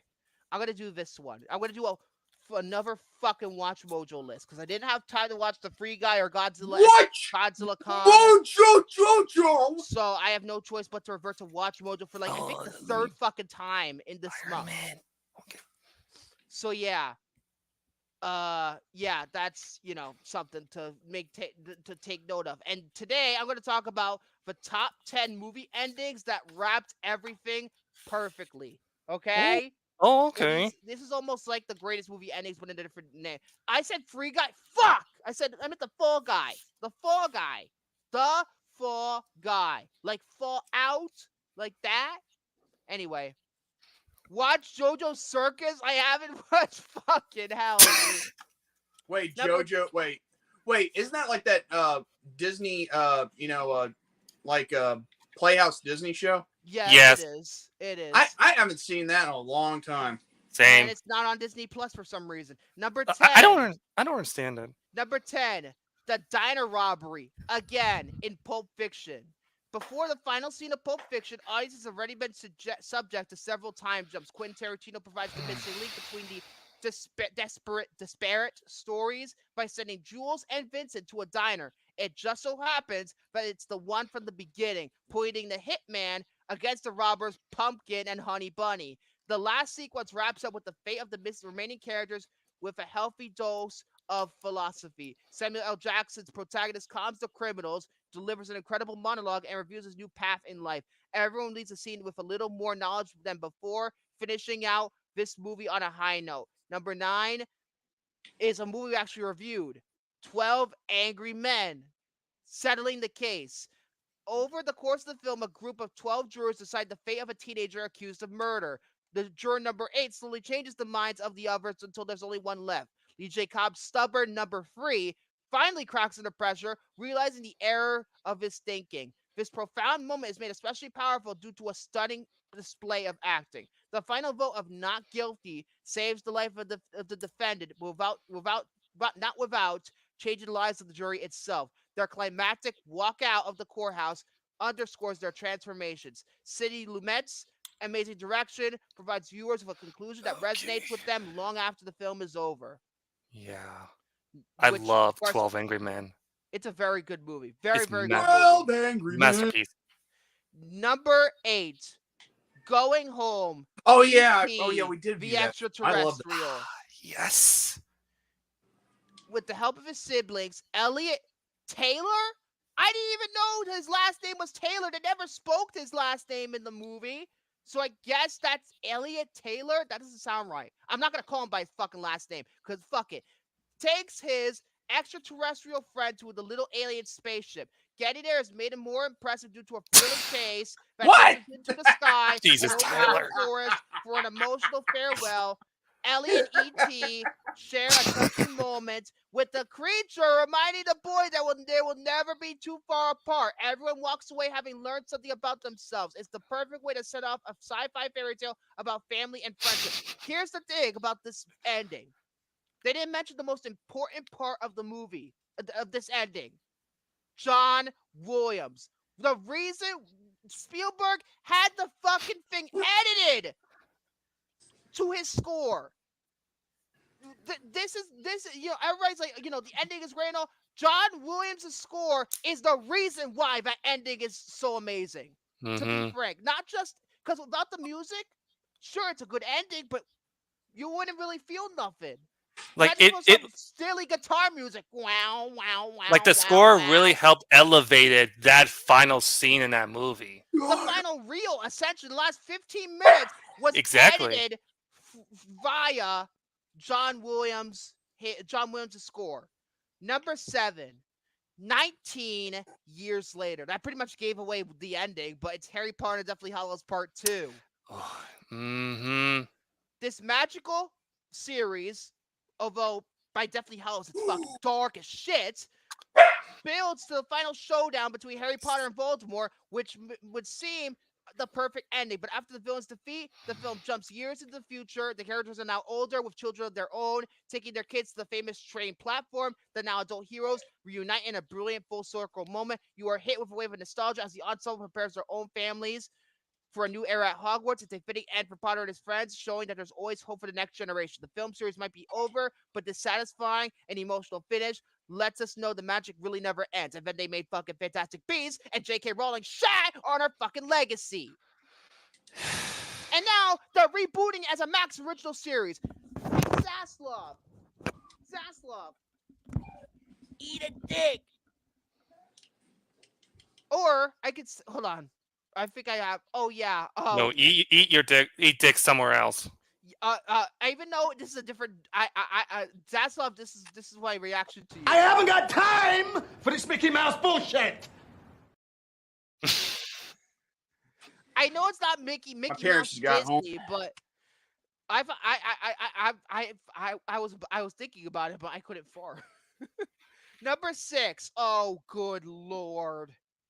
Speaking of David, oh good lord. Field of Dreams. Oh good god. Oh no. Oh no. Oh no. I gave it a 5 out of 5 because baseball. And then that's not enough for him just to, defend himself against the roasting we did. Quincy. When Ray Kinsella might not get everything he wants, the hero gets what he needs. The film seems headed for a bittersweet ending until the main character sees his father. With these final moments, Field of Dreams gives Kinsella a healing reunion with his dad. This also includes one of the most heartwarming baseball catches ever.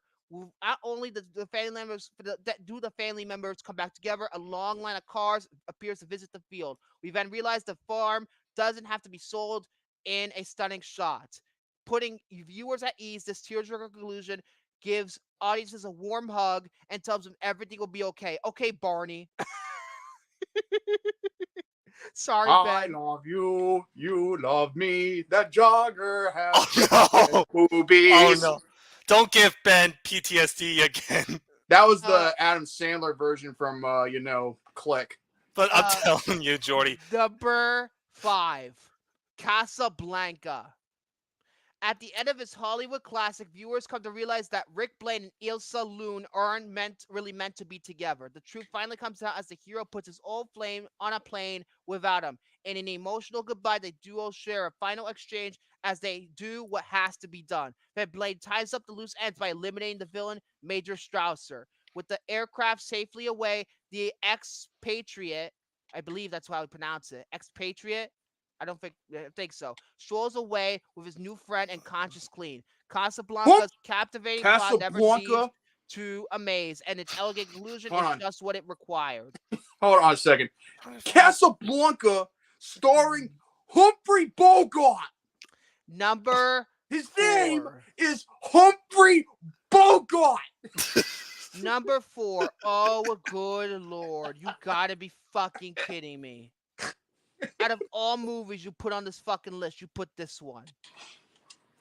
There Will Be Blood? Are you fucking kidding me? That doesn't end perfectly. That ending sucks, just like the rest of the movie. That movie sucks. Moving on before I fucking get pissed off further. Number 3, The Truman Show. Because Truman, he escaped. He because the Truman Show, the fucking he's stuck in the whole TV show, and he finally hits that wall with his boat. Then Ed Harris talks to him, and he pretty much says, "Fuck you, I'm leaving." Oh yes. And there you go. And I love the Truman Show. It's a very good movie. Number 2, It's a Wonderful Life. It goes without saying. Yes. It Yeah. kind of goes without saying. Okay, let me just say this. Every time my mom watches that movie on Christmas, I'm telling you, Does she every cry? time she watches that ending, she will always shed a tear. I knew it. Dibs, knock on wood. Honorable mentions. The ending to Whiplash. Yes. Groundhog Day. I've never seen Okay. Groundhog Day. The It's a- Princess Bride. Okay.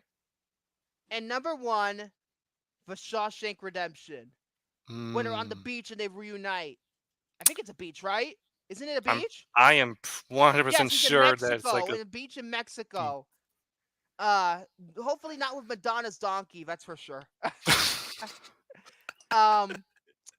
So yeah, for me, best original screenplay of that year, not Shakespeare in Love. Fuck Shakespeare in Love. Why did I say Shakespeare in Love? Saving Private Ryan should have won best original screenplay. I agree. And that's my list for today.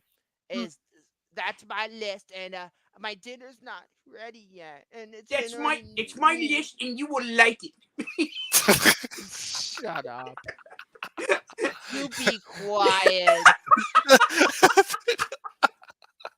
Let's see what else. Crap. Before I can talk, because we're running a little bit under schedule, a little bit over schedule, not behind schedule, over schedule. Let's talk about something else because the fucking we're Let's see. Let's see what I can talk about. Oh, I got this recently. Adam Wingard, the director of Godzilla X Kong, he's now out as the director. Apparently, he had contractual obligations for another movie, but Hmm. it says that the door's open for a future return. So, Adam Wingard has an A24 project to be filmed in the fall. So I think people are some idiot on Blu-ray.com is saying bring back Gareth Edwards. Fuck no, you're not gonna bring back Gareth Edwards because he can do the same dick tease bullshit that he did in Godzilla 2014. I know he saw it recently, William. I know you saw it again. Do you feel the same way I did? Yeah, like, okay. I rewatched the film again, and I'm telling you, like, there were moments in there too where I was actually kind of like, I was starting to daze out a little bit. Like, I was waiting for Godzilla to show up. Dick tease Godzilla? movie, keep cutting. Cut into a television screen, or even from a first-person perspective of when those guys were jumping off of the aircraft, right? It's fucking ridiculous. Show me Godzilla. I Yeah. don't give a and this is why I think I'm gonna enjoy Godzilla X Kong. Here's the thing though, they're not gonna bring in the director of Godzilla Minus One. He Oh, has a hell sequel no. to do. He Hell has no. a sequel to do, damn it. He has a sequel Hell to no. do. The Halo jump. Thank you, Hunter. Halo Jump. Mission Impossible Fallout did it better. But yeah. But yeah, like, weak-ass fucking honestly, movie. upon a rewatch though, I can now understand where you're coming from. Exactly. Put me to fucking sleep. Fucking boring ass motherfucker. That's why I prefer Godzilla Kong, and I'm sure I'm gonna enjoy Godzilla the X is Silent Kong, the New Empire. I'm sure. Okay. It's not gonna be like Godzilla Minus One, and I know that. You should expect that. I hate when people are. I hate it when people are. I said it before. You hate it and you don't like it. I hated how they're comparing it to Minus One. It's two completely fucking different movies from two completely fucking different countries. Exactly. There is Adam Wingard is probably the best director of the MonsterVerse. He understands what the fuck people want to see. They want to see monsters beat the shit out of each other. That's what we want. And he gave it to us. He gave it to us twice. His movies are the most successful of the MonsterVerse. This is a shame. It's a shame that they're losing him. It's a shame. Yeah, it's a shame. Like I meant to get what do you call it? Godzilla vs. Kong on 4K, but I don't know if the Amazon Prime deal that Tanner was telling me about is still up. Like if you were to get 4Ks, you only pay only $33. But yeah, Godzilla. They're trying to find out a new director. That's pretty much what it is. They're finding Yeah. let me put this aside. But then again, I don't know who you can get other than M. Wingard since he's now out. In terms of who's, thanks, Ma. Thanks. I don't even know. Can you think of one? Thank you, Ma. Hi, Mom. What'd you say? I was gonna ask you. Oh, what? sorry. It said thank you, Ma. It said thank you, Ma. Where was I? I was asking you who would be capable of doing Godzilla in America. The Godzilla Kong 2 or 3. It's 3. Let's see. Since Wingard did it, Gareth Edwards did it, the Jordan Voight Roberts, I believe is his name, he directed Kong Skull Island. Do not bring back Michael Dougherty. You better not fucking bring him back. Godzilla King of the Monsters was fucking garbage. I think it's worse than 2014, honestly. I think it is worse. Because the characters are even worse. The human characters were shit in 2014, but at least you had two major characters that are actually good. But with Godzilla King of the Monsters, no human character was good. They were all dog shit.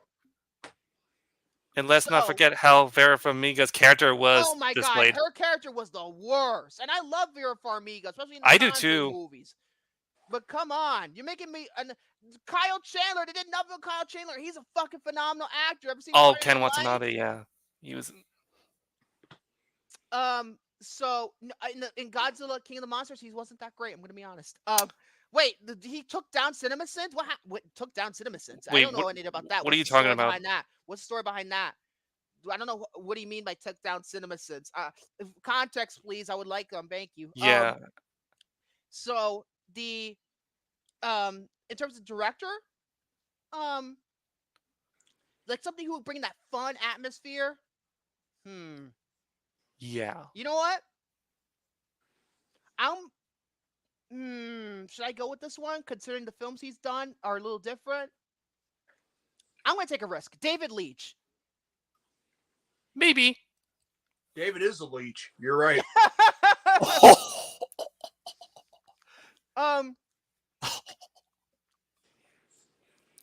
He went on Twitter to call out CinemaSins' crappy video on his movie. Oh, good for him. Good for Jordan. Not you, Jordan. Jordan Voight Roberts. Another Jordy, not this. I'll still take it. Not this Jordy Scowl. I'll still take it. No. Fuck no, Jose. No. Get out of here, Jose. No. Get out of here. I'm with everybody. I'm going to put something in the chat. No. Oh, how about this? As an engineer from Team Fortress 2 would say, nope. Jeez. But, yeah, Ari Aster is great. No, he's not. He's never been good. He's never been I differ, Jaden. Hereditary. He is not working in Hollywood in a million years, especially after Beau is Afraid. Peanuts Monster. Moving on. Let's see. Who else could direct like that? I'm trying to think of modern filmmakers right now. I'm trying to think. Let's see here. That for movies I actually enjoyed. 3 of the greatest films of the last 20 years. Yeah. You keep telling yourself that shit. God, Jaden. This is the best movie of the decade. Beau is Afraid is the best movie of the decade. It's the greatest film since sliced pie. Let's see. Still makes me laugh. I'm sorry, yada, Jordy. yada, yada. Let's see. Drinking How about- easy. Nothing to buy. How about? When he's finished with Sonic 3, which might be the last one. I don't know. Hold on. Ex Machina. It's the second best film of the decade. Westball would be good, but he's too busy. Jeff Fowler, the director of the Sonic the Hedgehog movies, I think he would be perfect. Jeff Fowler, I think because especially considering that Sonic is visually effects heavy, I think it could work. And that has that same kind of fun atmosphere. I think Jeff Fowler. Honestly, I concur with Chayton on that on this comment right here. Well, Iron Claw was in my top 6, top 5. It was in my top 10. Let's move it that way. I loved the Iron Claw. It was in my top 10, right? Top 10, top 5. Let me have a look. It was number 5. That was Jordy's number 1, right? Number 5. J.A. Bayona. That's not a bad choice. Maybe. But he needs a redemption after. Oh wait, he already got his redemption. Society of the Snow. That is a fucking phenomenal movie. I'm going to be watching that soon. One of the best movies. For me, I think it is the best movie of 2024. Still, Dune Part 2 comes pretty close, but Society of the Snow. Damn, that really packs a punch. A24, the best movie studio today. Hold up. When they the try, Iron Claw yes, is when on they try. Prime Video in my area. Okay. Can't wait for Civil War. That's for sure. Oh, yeah, you're just saying that because you're doing your Kirsten, bitch. No, I'm actually looking forward to the movie. That's the reason why I fucking started it, bitch. So yeah, Jeff Fowler. Steven Sommers? Steven Sommers. No, he got to do the Mummy 4. I want the Mummy 4. Brendan Fraser wants the Mummy 4. Steven Sommers wants the Mummy 4. He's gonna do Mummy 4. Yeah, I think so. Joseph Krasinski. Here's the thing. He's doing that Formula 1 movie that costs $300 million. Why? $300 million. Like honestly, why does every single movie nowadays has to cost that much? Apple movie that makes it even worse. Lee Isaac Chung, that's a good choice for the director of Twisters. If Twisters works out, that could be a good choice because he did a disaster. Tommy Wiseau for Godzilla Kong. For God's sakes, Jose. Tommy Wiseau. Jeep. No, better yet, Dennis Dugan. No. Oh, don't get the big guy with sunglasses started. No, get Brian Robbins to direct it. It could be a sequel to Varsity Blues. We take those in the same universe. And hopefully it'll be better than freaking regular Rumble. It will be. So yeah, I guess that's like Louis Lettier. That's not a bad choice. Hey, Kevin Big Daddy. Haven't seen you in chat in a while. So yeah, that's some of my choices in terms of like seeing what I want to see Godzilla Kong. Like the director, another director step in here. Hopefully they get a good one. They don't get a shitty one. For the love of God, don't get a shitty one. Or since the co-writer of Shang-Chi is directing, is writing. The screenwriter of Shang-Chi is writing this new Godzilla Kong movie. Get Destin Daniel Cretton to direct it. It will be a reunion. It will be better. It will be really good. I think it could have potential. Lars von Trier. You get out of here, Tyler. Wait. Bullshit. Wait, you mean Lars von Queer? Yes. For Godzilla Kong? Fuck off. Yeah, Hey, Kevin. that sounds like a better name. How you doing, buddy? Justin Lin? Maybe, but F9 was so bad, I don't even know if he's even gonna ever direct another movie. I don't know. Brad Payton, he directed that movie Atlas, which is coming out soon, but I heard it looks like shit. I'm gonna be honest. It's the one, like the robot looking one for Netflix. Okay. Well, who was in it? Was it the guy Shang-Chi? The guy who plays Shang-Chi is in it. Jennifer Lopez is the lead, so that's probably not gonna be very good, is it? The guy who did Boy Kills World, haven't seen it. So yeah, in terms of other ones, get David Gordon Green to do Godzilla. Oh God. Get David Gordon Green. Oh my gosh, I would even do that. I got another one. Since his buddy did Aquaman, How about Lee Winnell? He never really directed a blockbuster before. What about Lee Winnell? That sounds like a solid choice. Maybe, as long as he doesn't write it. I'm just kidding, because he wrote actually Saw 3, does. and Saw 3 is great. He wrote the first Saw, which is great. His performance wasn't very good in terms of acting, but the writing was... Mike Flanagan, he's doing Exorcist. Which I hope, because they have Mike Flanagan now, it's going to be better. Oh, yeah. I mean, I love Mike Flanagan. I think he's great. He is the best horror filmmaker working right now. He is. I agree. Excuse Oh my me. god. So yeah, that's one of the ones. I know someone is gonna take a photo of me. Godzilla dies tonight. David Gorgon. Oh, Godzilla God. dies tonight. Godzilla dies tonight. Jesus, Tyler. Hunter, what's Hunter laughing at? Godzilla dies tonight because it's like Evil dies tonight and Halloween Kills, and they did that Evil dies tonight ripoff and Exorcist. Or I was probably making a funny face after Jordy or the burped. fact I that don't know. or the fact that I burped that made you react. That same fucking mob mentality. I wouldn't be surprised if that happened if you directed Oh. it. Godzilla dies tonight. Oh my gosh. David 3000 Gordon Green. You know what? Get David, our David, to direct Godzilla. Well, here's the thing. If he were to direct it, then it's going to be a disaster. It's a disaster piece. Yeah. Jordy, speaking of which, Oh my god. Jordy, look. Well, we knew that was going to happen. I could predict another that. one. I forgot this one guy. He needs a redemption right now after his last movie wasn't so good. Stephen Caple Jr., the director of Creed 2 and Transformers: Rise of the Beast, which was no good. He needs a redemption. He I could. think he would do well. He could be another good pick too. So yeah, I guess that's the ones I. By that logic, at Michael Bay. Michael Bay directing a MonsterVerse movie. Oh boy. So yeah, that's all my suggestions for now. Let's go to commercial because I have to eat, and then we're going to talk about The Girl Next Door, which is probably the most inappropriate movie we've done on this show. And that's saying, oh, there's a lot of inappropriate movies. Oh, the guy who did the Bad Boys for Life and Bad Boys, what's the new one called?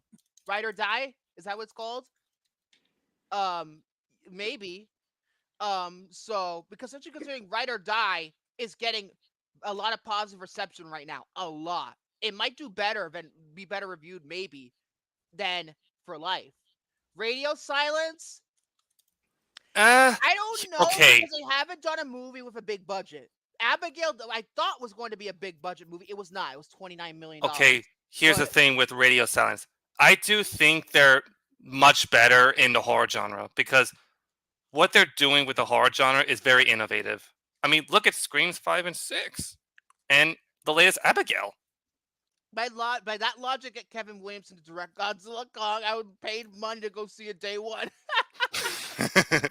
Oh, of course you would say that. So yeah, those are the suggestions I have for now. We'll be right back, and we're gonna Neil Blomkamp. I don't know about that No. because I don't Stick want with sci-fi. I don't want to deal with Die Antwoord in another movie ever again. Please, for the love of God, don't bring those two back. For the love Also, of stick with Christ. sci-fi because that's what you're good at. So yeah, we're gonna take a quick break, and we're gonna talk about The Girl Next Door right after these messages.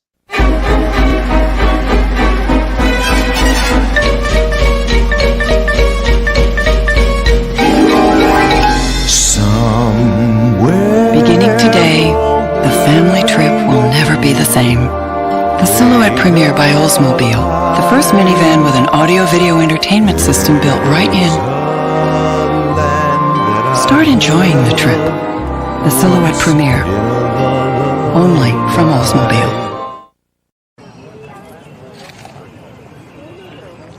Goodness, thank you.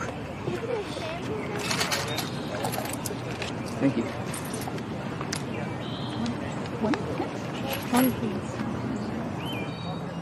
My word, Ethel, darling. Thanks to your sinfully delicious lemon squares, we'll have the new roof paid for in no time. How do you do it? Frank's Red Hot sauce. I put that on everything. Frank's Red Hot. I put that on everything. Oh my God. Frank's Red Hot. I put that beep on everything. No, put that shit on everything. We put that shit on everything. Reverend David Zaslav. Oh, good Lord. No pun intended. I'd hate to be an altar boy, you know, because you know what they do to them. Oh, God. So Hey, think about it, David Zaslav. I mean, he's innocent until proven guilty. he's bad. But this movie we're going to review was my pick. It was my pick, and I'd never seen the movie before. And this is like in the vein of several sex comedies like American Pie, like Road Trip, in some ways like Varsity Blues because of, well, you Penis, know. penis, penis, vagina, vagina, vagina.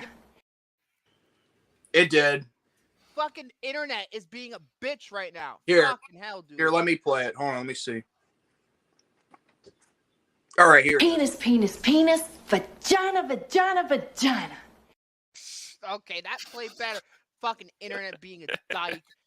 Let me see if, okay, I have my internet on the right settings. So today we're going to review. I like this clip better though. I don't want your life.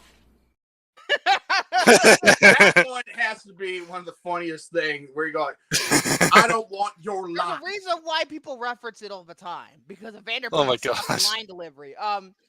Let's see. I've never seen this movie before. Wait. That got dark really fast. Yeah. Well, that's the whole shit. point. Hold on. Yeah. Jordy, I you was are dark guilty with as myself. hell. Like, seriously. Give it, Daddy. Hold on. I'm trying to Mm-mm.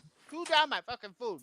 So, So I mean, like Victor, and I think William can speak for himself as well when I say this is the first time I think any of us watched this film. yeah, this is the first time, and we're gonna get to that today. We're gonna review 2004's cult classic. Apparently, it's a cult classic, from what I understand.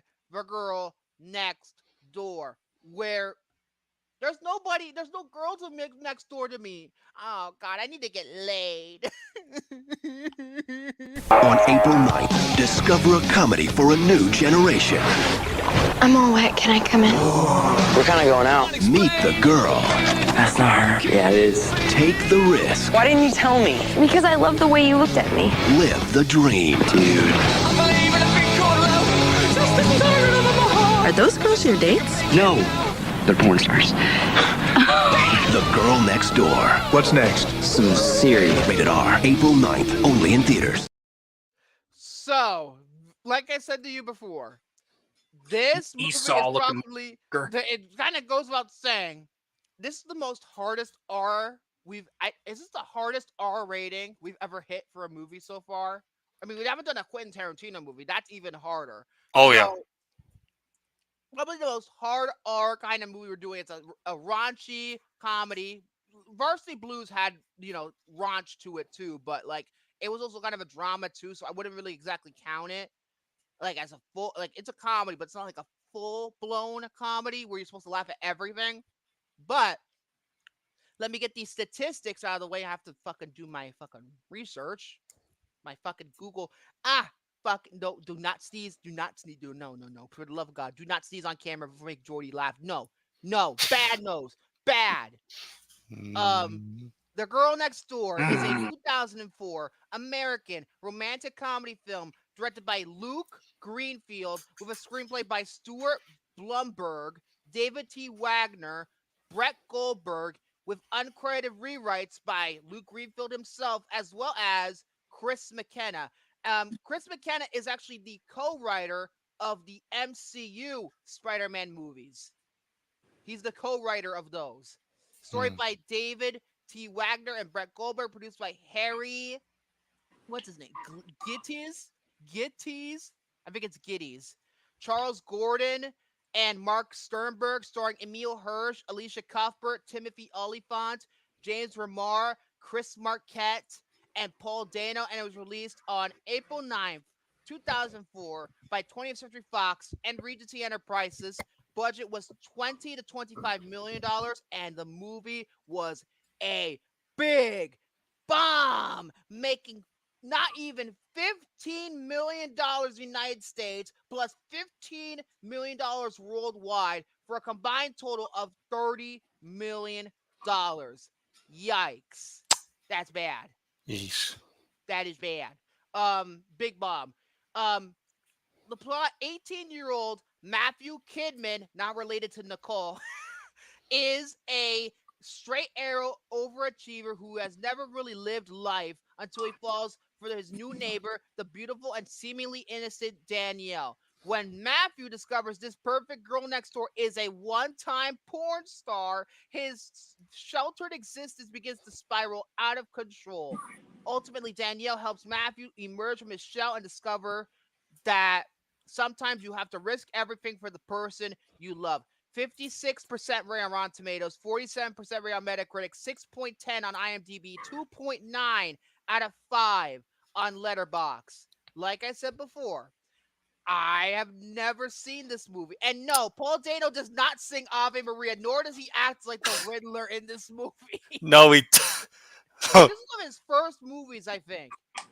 But I think it is one of his first. But I'll get to that when we get. Oh, burpee. I've never seen this movie before. I've heard a lot about it. Of course, I know who Emile Hirsch and Alicia Cooper are. Emile Hirsch was in a bunch of movies like Into the Wild and Speed Racer. Ugh. Ugh. Alicia Cooper, of course, is best known as Kim Bauer on 24. I've seen the first 2 seasons of 24, so I'm very familiar with how Kim as a character interacts. I think she's better in the second season, but in the first season, she could get pretty fucking irritating. Oh yeah, not I remember. as irritating as Terry. She is Oh. she's not as annoying as Terry. Good lord. Oh my god, I remember that time where we did those live reaction streams, and my god, she could be a bitch in that season 1.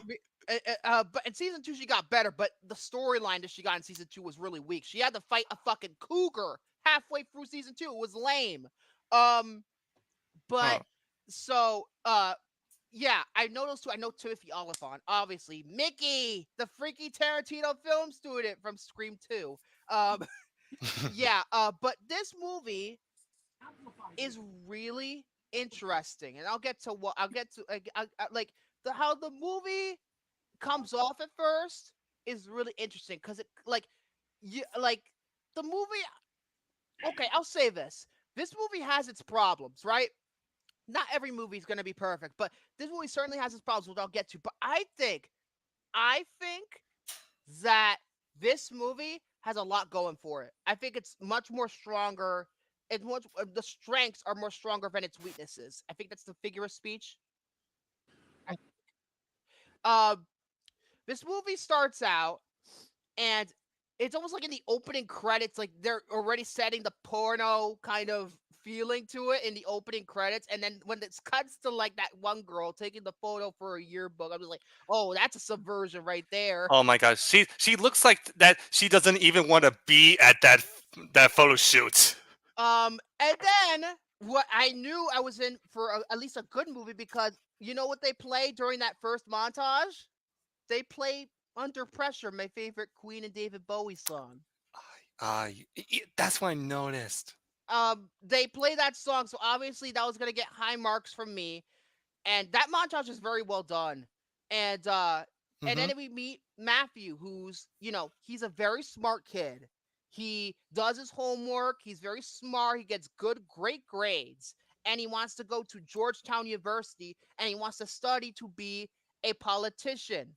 He'd probably be a better politician than half the damn presidents we've had in the past 25 years, maybe even 30. Or no, Barry, yeah, he will be even smarter than a freaking, He'll be the best president of all time. He'll be better president than David St. Dennis in 2040 something. And he would get like 5-star reviews across the board, and not a single 1-star. So he wants he wants to become the president one day, and he's studying for this thing. When we meet him, that's like this dinner where he's got to make a speech, and it's like a kind of like a competition where if you win, you get a full scholarship to Georgetown University. So he's studying for that. He has two best friends played by Chris Marquette and Paul Dano. Eli and what the hell is Paul Dano's character's name? Klitz. Klitz. Oh God, that's an odd name. Yeah. Klitz. You know what? You know what he looks like? What? He kind of looks like a retarded version of a Beatles member. With a monkey? Get it? With the hair and the glasses and all that. He looks like you're basically saying he's like retarded John Lennon. he kind of does, but younger. They're in high school. It's their senior year. They're already dealing with a bunch of bullshit. They're kind of outcasts. That's another thing. Matthew is very smart, but nobody really likes him that much. And he also wants to free this kid. I forget his name. Samyang, I believe that's his name, from Cambodia, and bring him into the high school so he could be smart and cure cancer. That's the official explanation. And they kind of make fun. The kids kind of make fun of him for it. And and everything's going really well for him until he meets Danielle. Well, of course, he sees her in her he sees that she's moved in with that tiny fucking Volkswagen. You know what that Volkswagen reminded me of two things. One, Sally from Cars. Number two, Herbie. No, what was the first thing? Herbie. From Cars, Sally, the character of Sally, who's also a Volkswagen. There it is. There it is. Oh God, fuck. There it is. And then it reminded me of Herbie for some reason. It just reminded me of Herbie. I don't know why it reminded me of Herbie, but it just did. So she moves in. The official explanation is that she's house sitting for her aunt as she's on a church trip to Africa, I believe. I believe so, because I just watched this movie literally just today before we came on. I know, but sometimes I have a hard time remembering certain things. It's kind of funny how you didn't give me a link to watch it, Victor, but then again, I've had to find it. In the beginning of earlier this morning, I tagged you in something for him to watch it on the same link I showed you to link for Varsity Blues, because that website for some reason doesn't like me linking the actual link to the movie. So I was just saying you could search it for yourself. That's bullshit. Hey Carlos, how you doing, buddy? So yeah. Oh, Bumblebee. That's right. He was a Volkswagen bug in the Bumblebee. 80s.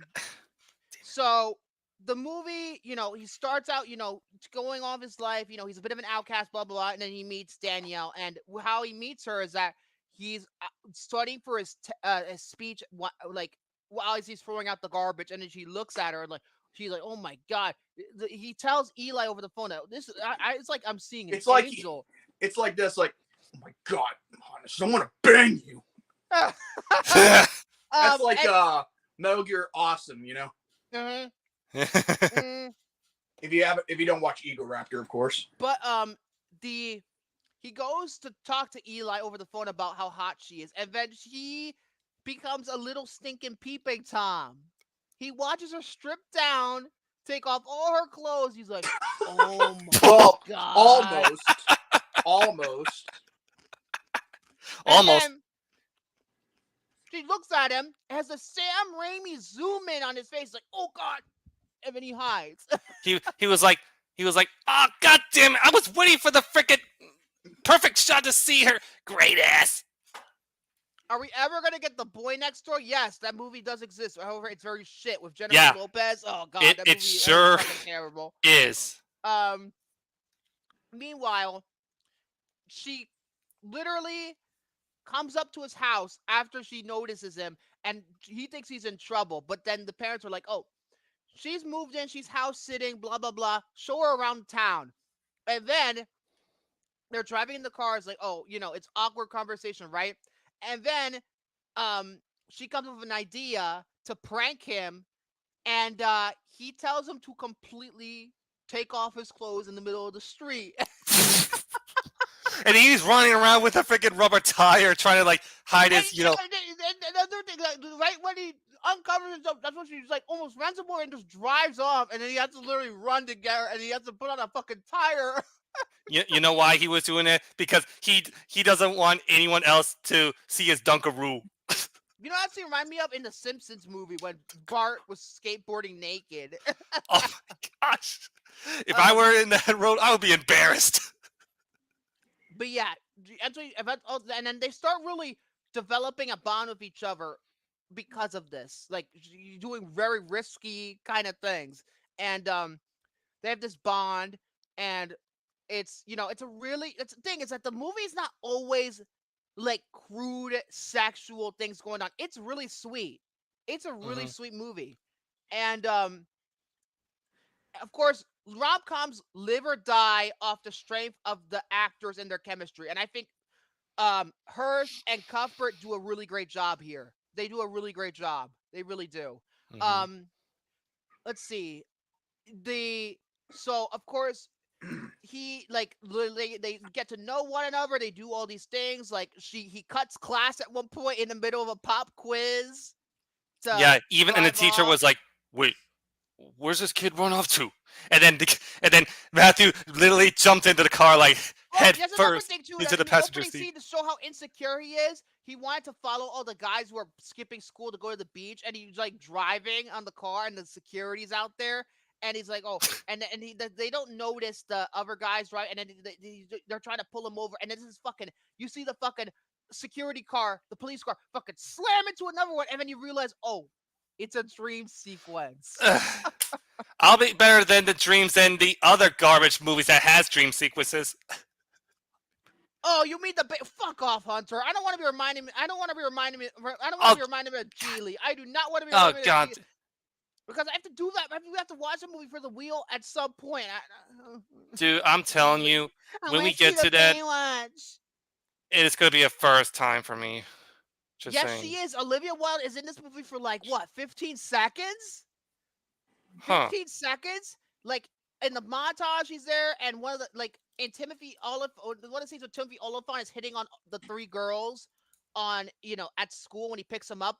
The one on the left, the blonde one, that's Olivia Wilde. Oh. Yes. She's not in it very much. She has only like 5 lines of dialogue, but she's there. That's cool. There's they're really having a good time. They're bonding with one another, and then it leads to like this really funny scene where she was like they're going to the pool of the principal's house.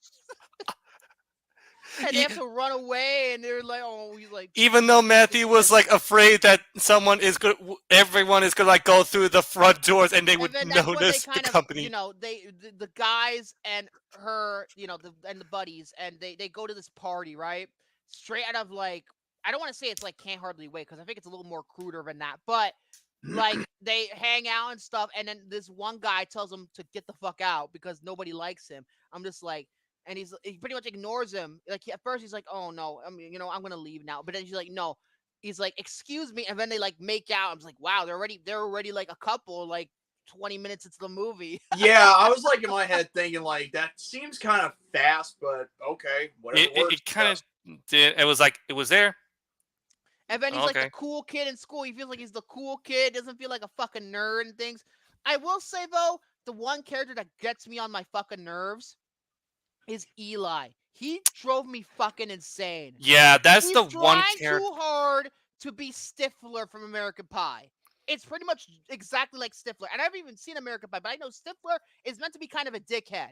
And this, he kind of, I don't like this character. He's not supportive of his friend whatsoever. Like, to be honest with you, like, when he was like,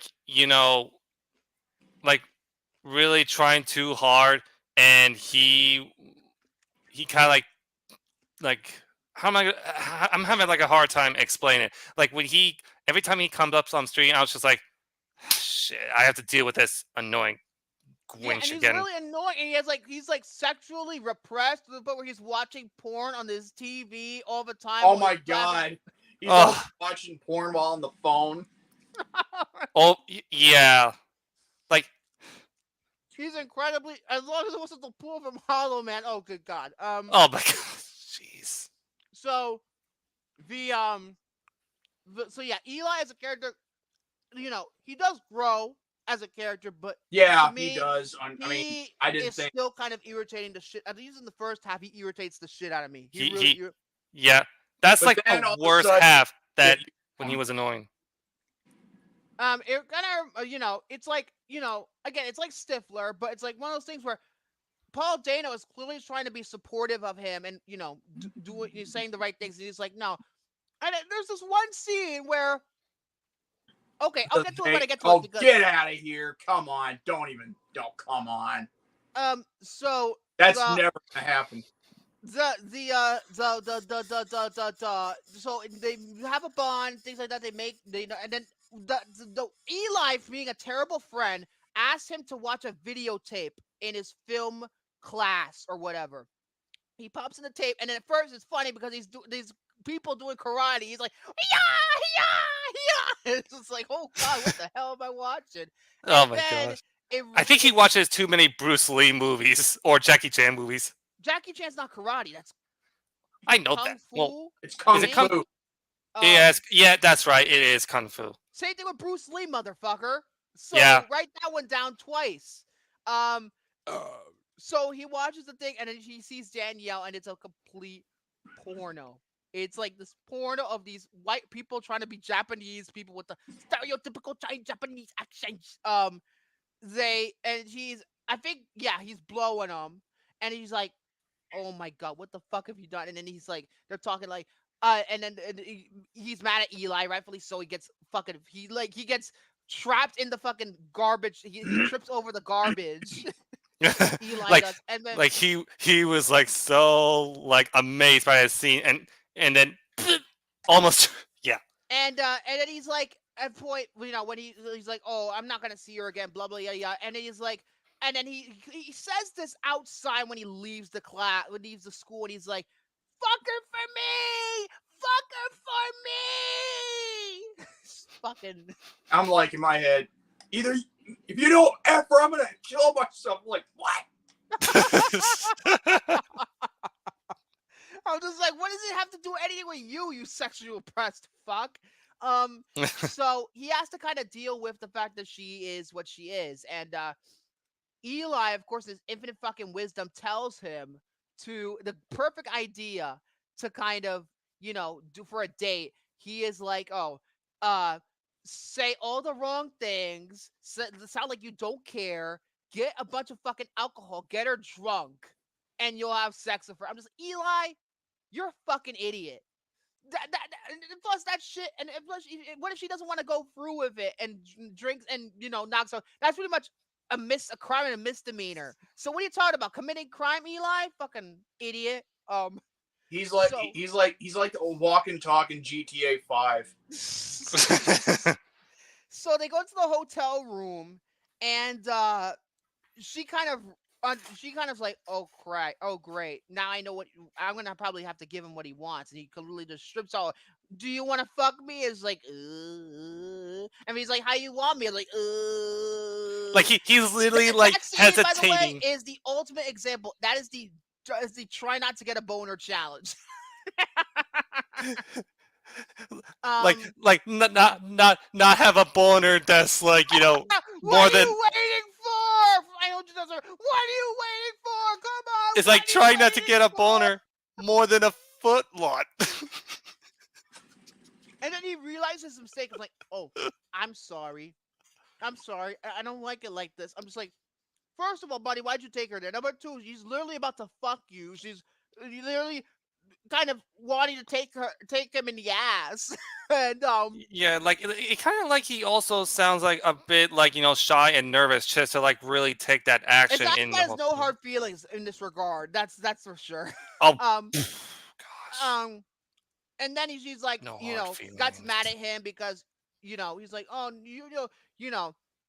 he found nothing more of her as a porn star, but he's like, it's not true. And it's like, oh, because why did you follow me around? Because I like the way you smiled and looked at me and things like that. And then they kind of go off, and it's just like, oh, great. It feels like the middle of the movie, but it happened like 35 minutes into the movie. Like something that would happen, a misunderstanding that happened in like close to the third act of a regular movie happens like not even halfway through this one. And after that, they kind of, they keep themselves separately. They start talking, and then that's when one of the best parts of the movie comes on screen. Timothy Olyphant in this movie. He is fucking hysterical. Oh, I agree. Wait, I think he's are you talking about the porn director, I believe? Yeah, the producer. Yeah, a producer He or whatever. is so I think he's. Oh. I don't know what it is. Even though he's trying to be unlikable, for some reason I can't help but like the guy. I don't know. I think it's because of Timothy Olyphant's performance. I'm going to be honest, because maybe in the script it's a little more mean-spirited, but I think he brings a likability to him, even though he is kind of a douchebag, and he is just so funny.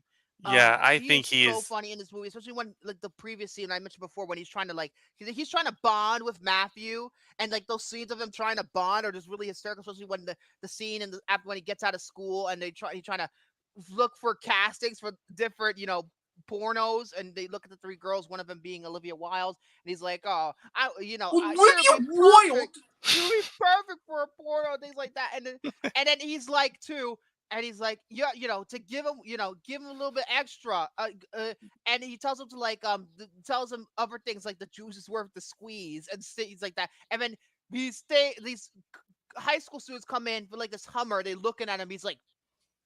And then it's funny, the reaction is like, And what happens is that eventually, Kelly, that's the name of the character, right? Yes. Kelly? Yes. Yeah. He and Danielle go to Las Vegas for this convention, this porn convention. And he's like, oh no. And then Matthew's like, with, Klitz and Eli. They're like, he's like to them, we need to go to Vegas, and then they go to fucking Las Vegas, and it's like literally they're trying to call their moms and so on. Oh, I'll be home later, and there's like out in Vegas trying to find this porn convention, and then there's funny parts. I think it's one of the funnier parts of the movie because they go and he's like, and Eli's recording it all for like his senior video, and then the security guard is like, what are you doing? There's no press here. No press. Oh, I'm not the press. I'm just a kid from high school. And he looks like he's about to kick his ass. High school. And then they ultimately find Matthew finds Danielle, but like the other two go off on their own side quest where they're trying to find women to flirt with. And oh my gosh, the scene where Klitz, he's flirting with that one chick. And her boyfriend comes in, he doesn't even look like a porn star. He looks like a fucking professional wrestler. Oh yeah, Luther Reigns. Luther Reigns. He is like I'm not gonna lie. When I saw him on the movie, I was like, oh my god, what is he? Luther Reigns. Wait, he's a wrestler. Yeah, he is a wrestler. Well, shit. He looks like a wrestler. I wasn't so sure. Was. I mean, I can't speak for him now, so. But yeah, it's this wrestler. He was in WWE for like a year, from 2004 to 2005. So that means they're probably self-promoting. They're doing cross-promotion with WWE, probably. Probably. I wouldn't go that far. Although Vince, if he saw this movie, he probably shit on the TV. Oh yeah. Oh yeah. Oh well. Good shit. That's Vince for you. I mean, what do you expect? So let me shit all over this one. Yeah. That's good shit. At first they thought they were gonna beat the shit out of him, but then he's like, "Oh, they're pretending to be porn directors. Like, I'm gonna keep you in mind for this next movie." And the boyfriend's like, "Oh, she would be great for this movie. She'll be great for this movie." And the security guy from the beginning, who's also a porn star, revealed to be a porn star because of a porn star name. He's like, oh, I know these guys. Oh, these are porn dudes. They're great. And he's like, no, they're from high school. And then he literally runs to beat the shit out of him. Them. And then they fall into this cake with boobs on it. It's like a Nickelodeon movie, but it was R-rated. Yeah, it felt like Nickelodeon was R-rated. It honestly kind of did, actually. So then the guy falls like 2 stories, like boom, down on the ground. Meanwhile, Kelly gets intimidated when Matthew appears because clearly he doesn't want him being there. Blah blah blah. I'm not sure. I'm trying to be your friend, but you're doing this. Let me do my job. This is my business. Don't get in my business. And then Matthew gives her the drawing that she was drawing to him at the beginning of the movie when they met. He's like, you don't have to do this. I'm gonna go back. You don't have to do this. And then the next morning, she goes back. She goes back to the actual. I don't know if this is California. It might be. It might be California. Certainly not Los Angeles, but it's California. But California. California. California. California. Okay. Then Kelly comes back. He comes back in the school, right? He goes into school. It's like this fucking loud ass jump scare for some reason. And then he's taking him out of the class. He's like, stay in school. You just took the guy out of his school. And yeah, like he just took away with ease. And he's like, oh no, you costed me what, $50,000? Costed me. And he's like taking him hostage or whatever. Hold up a second. Did you just say costed me? Costed. I said costed. It's not costed. It's cost him. Cost him. Fuck me. So Kelly decides to prank him by telling. Write that down. Write that down. Kelly decides to prank Matthew. They're going to his house and he wants him to steal a bunch of stuff as revenge because this porn producer stole all of my ideas or whatever. And he steals this like golden award that looks like a dick, for lack of a better term. Oh my god! And then this fucking parrot. And also not only that, you remember when I had that idea, for golden dick award or whatever?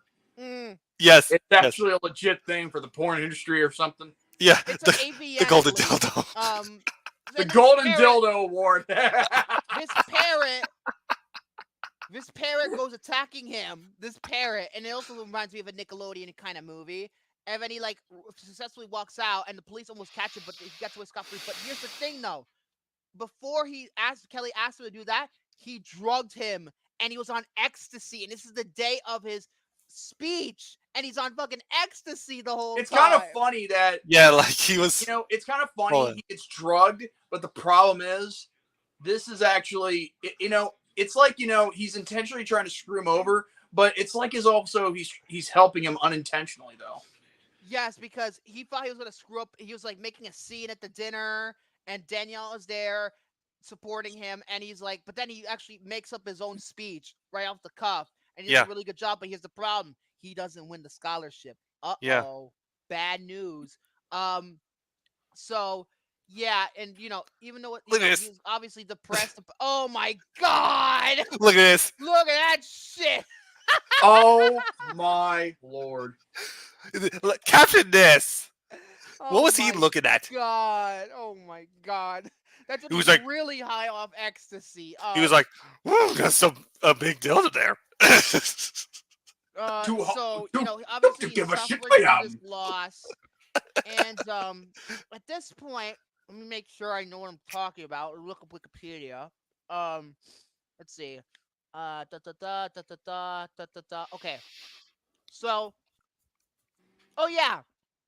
Kelly also posed as a student advisor to Matthew, and he stole the money for Somnong. He stole all the money. And there's a scene in Cambodia, because Cambodia is like, they stole my Matthew, gave me that son of a bitch. And he's like, talking to his mom. No, his mom says, that son of a bitch. And he's like, or something along those lines. So what happens is that Matthew he fears that he'll be implicated on the fraud because this is fraud. And essentially what he comes up with, he turns to Danielle for help. And then she decides to get a good idea. So the other poor producer that Kelly is not happy with, Hugo Posh, that's his name. So wait, what's the last name? Hugo Posh, that's his name. Okay, Hugo Posh. Yeah, everybody hates Hugo. Everybody hates Hugo. That's a lost joke for the record. I know. It's also an episode name. So what happens is that they agree that they're gonna make a porno on prom night with Danielle's friends and fellow porn stars, my and gosh. as well as other classmates as the actors. So they're going to prom, having a good time in the prom, and they're also filming this movie. And this is fucking hilarious. I mean, it goes without saying. Oh, great. How many more burps am I gonna fucking burp out today? What'd you say? Like, when I first saw that, that scene, I'm telling you, like, that really caught me off guard. And that was, like, probably one of the funniest scenes in that entire movie. Yeah, and it's like, they try to, get the thing, and then there's, like, the other guy, like, one of the students, they got to perform, and he can't perform. That's the thing. He has a small dick. He can't perform. And at first, well, it may not. Hey, it's like what Trevor Phillips would say: "Don't look like much, but it can get the job done unless you use it the right way." So. Well, he didn't say it like that, but you get what I mean. But so Matthew was like, you know what? This is my problem. I'm gonna do this myself. And then there's another fucking dream sequence where I thought was real because then the principal or one of the teachers goes to the doors like, yeah, I thought that was going on fun. here? Yeah. Like, what is going on here? Who's responsible for this? And then it's revealed that it's another fucking dream sequence. I'm like, yeah, okay. I was like in my head, what? Oh, I was fixing to say. I'm like, okay, that was unnecessary. Like, what was this? Like, are you trying to like mess up with my mind with those dream sequences? And then he's not gonna lie. I mean, that was funny though, in a sense. And then he was like, you know what? I'm not gonna do this because I don't want to. Because Danielle doesn't know about it. I guess he's afraid that he might be cheating on her because he's doing this movie.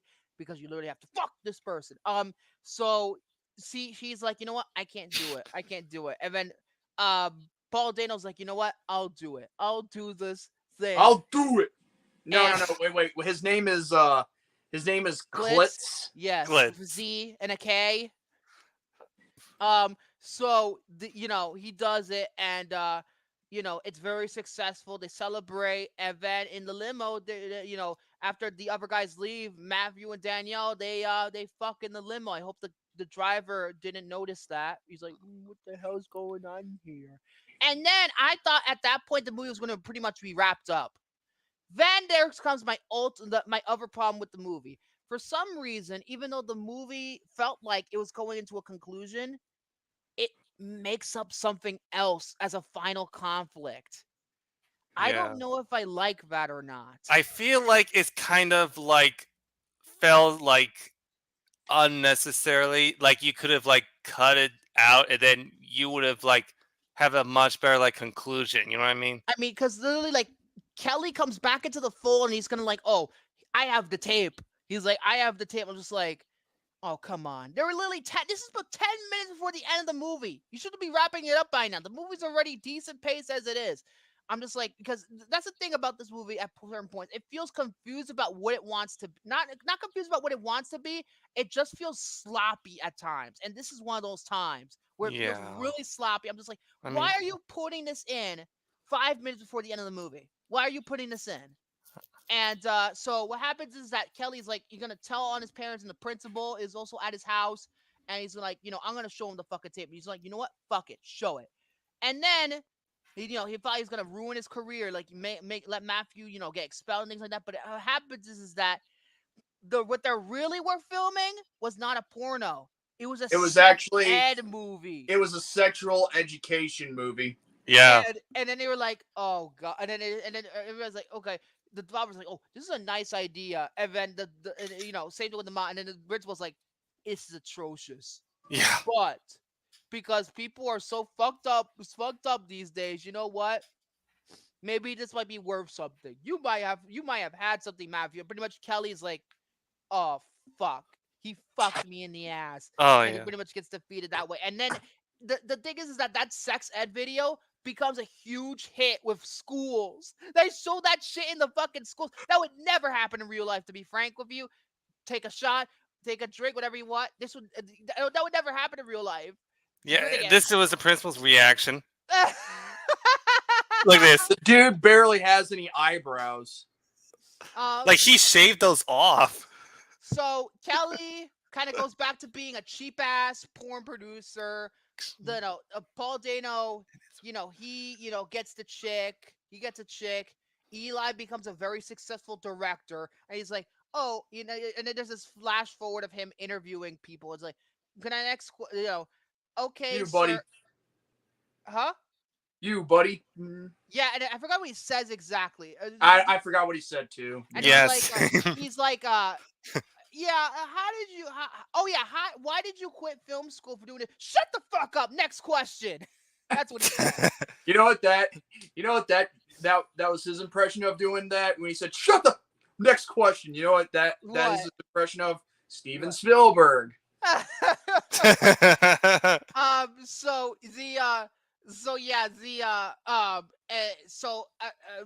Ultimately Matthew does get his own scholarship to Georgetown, and Danielle is still his girlfriend, and everything's hunky dory. Everybody's happy at the end of this movie. And everyone got married and then had children, and then everyone died. The end. Oh my god, that's fucked up.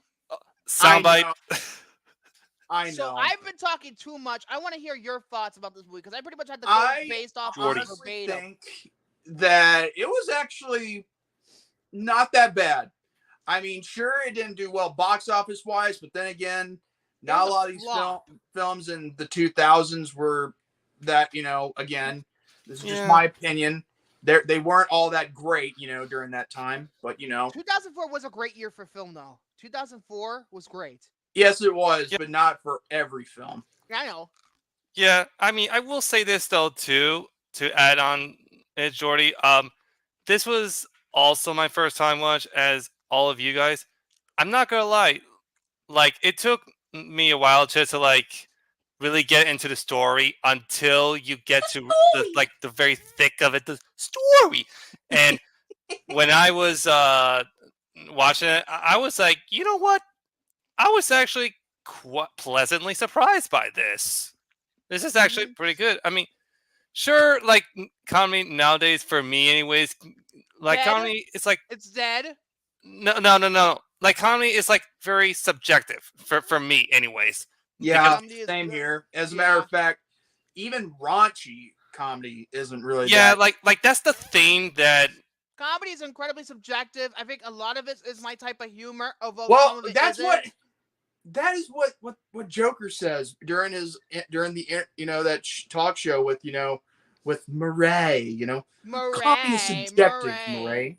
Yeah, I'm not gonna lie though. Even though the raunchy type of comedy is not my type of favorite comedy, but I do think that raunchy comedies have its place. They have its place. It's just about how you do it. But in terms of the execution, I do think it was handled very solid. I mean, the only thing, as long as they didn't use underage actors or for this movie. To my understanding, they didn't. To my understanding. Yeah, as long as they didn't do that, then I'm good with it. Because again, it's not like Bratz. Let's be real here. But again, that is a kids movie, not a sex comedy. So that makes they were grooming someone. Well, they're grooming the producers of Via Rod. Clearly didn't know what the fuck he was doing. But anyway, I don't think so. I mean, if he did not know the girl's age, and then again, if he knew, then he knew what he was doing. Man, fuck Via Rod, fuck everybody at Crystal Sky, fuck Sean McNamara. That's society. Yeah, fuck all those guys. So, but as far as this goes, I mean, I'm not gonna say it's the greatest, but it is. For me either. But I will say though, it is up there with one of the best. In terms of different type of comedies. Yeah, and okay. I know I'm gonna sound like a fucking frat boy right now, but I might as well. You are a fat boy. Oh wait, never mind. No, not fat. Frat boy. Frat boy. In terms of this movie, he's frat. I successfully completed the do not get a boner challenge. Did you two not get a boner? I didn't get one either. I didn't get one either. Good. We're all good boys. We're not horny all the time. We're not and I'm a Scorpio, but the raging hormones decided to calm down. I'm a I Leo. was with my dog too. Gemini. When it happened, so I was with my dog, so that helped. The doggy helped because I didn't get horny. Although I don't know if the dog got horny when he watched it. I don't know. I didn't really look at him too much. gosh. But imagine if my dog got horny. Oh my god. Oh gosh, that would be a horrible sight. Wait. That could be a film title. My dog got horny. Oh Jesus. Jesus, Jordy. Hey. Another thing I want to say is that the soundtrack is awesome. I've already talked about Under Pressure, but you also got a little bit of Limp Bizkit in the Vegas scene, a little bit of Filter, a little bit of The Who at the end with Baba O'Reilly, aka the CSI New York theme song. Out here in the field. Oh yeah, that's right. Among it's other also things. it's also the same music that was playing in the trailer for A Bug's Life as well. Also, it's for the trailer for this movie too, from what I understand. Also, the trailer for American Beauty, although American Beauty fucking sucks dick. Anyway. American Beauty. Yeah, plastic bags. But Beauty. This movie is one of its kind. What? It has its problems. I don't know, as just mentioned. Okay. Beauty. Oh yeah, that's right. Premium Rush also used that song in the opening. That's right. I haven't seen Premium Rush in a little while. I haven't seen that movie in a little while. Bubba O'Reilly. So I'm trying to look at other flaws. I'm trying to look at my fucking Letterboxd review, but my fucking internet won't let me. Fucking garbage. Hopefully, it out there in his field. Oh no! Don't tell me the site can be reached. Am His I glitching out now? internet is a piece of shit. For the love of God, this out fucking there internet in is his so field. bad. I can't believe this. Oh my gosh, Jordy! Please, no, freaking sitting. Damn it! Come on, refresh the there damn. There once page. a guy who had a dog in bingo. No, the only bingo we talk about is Bluey's sister. Isn't that?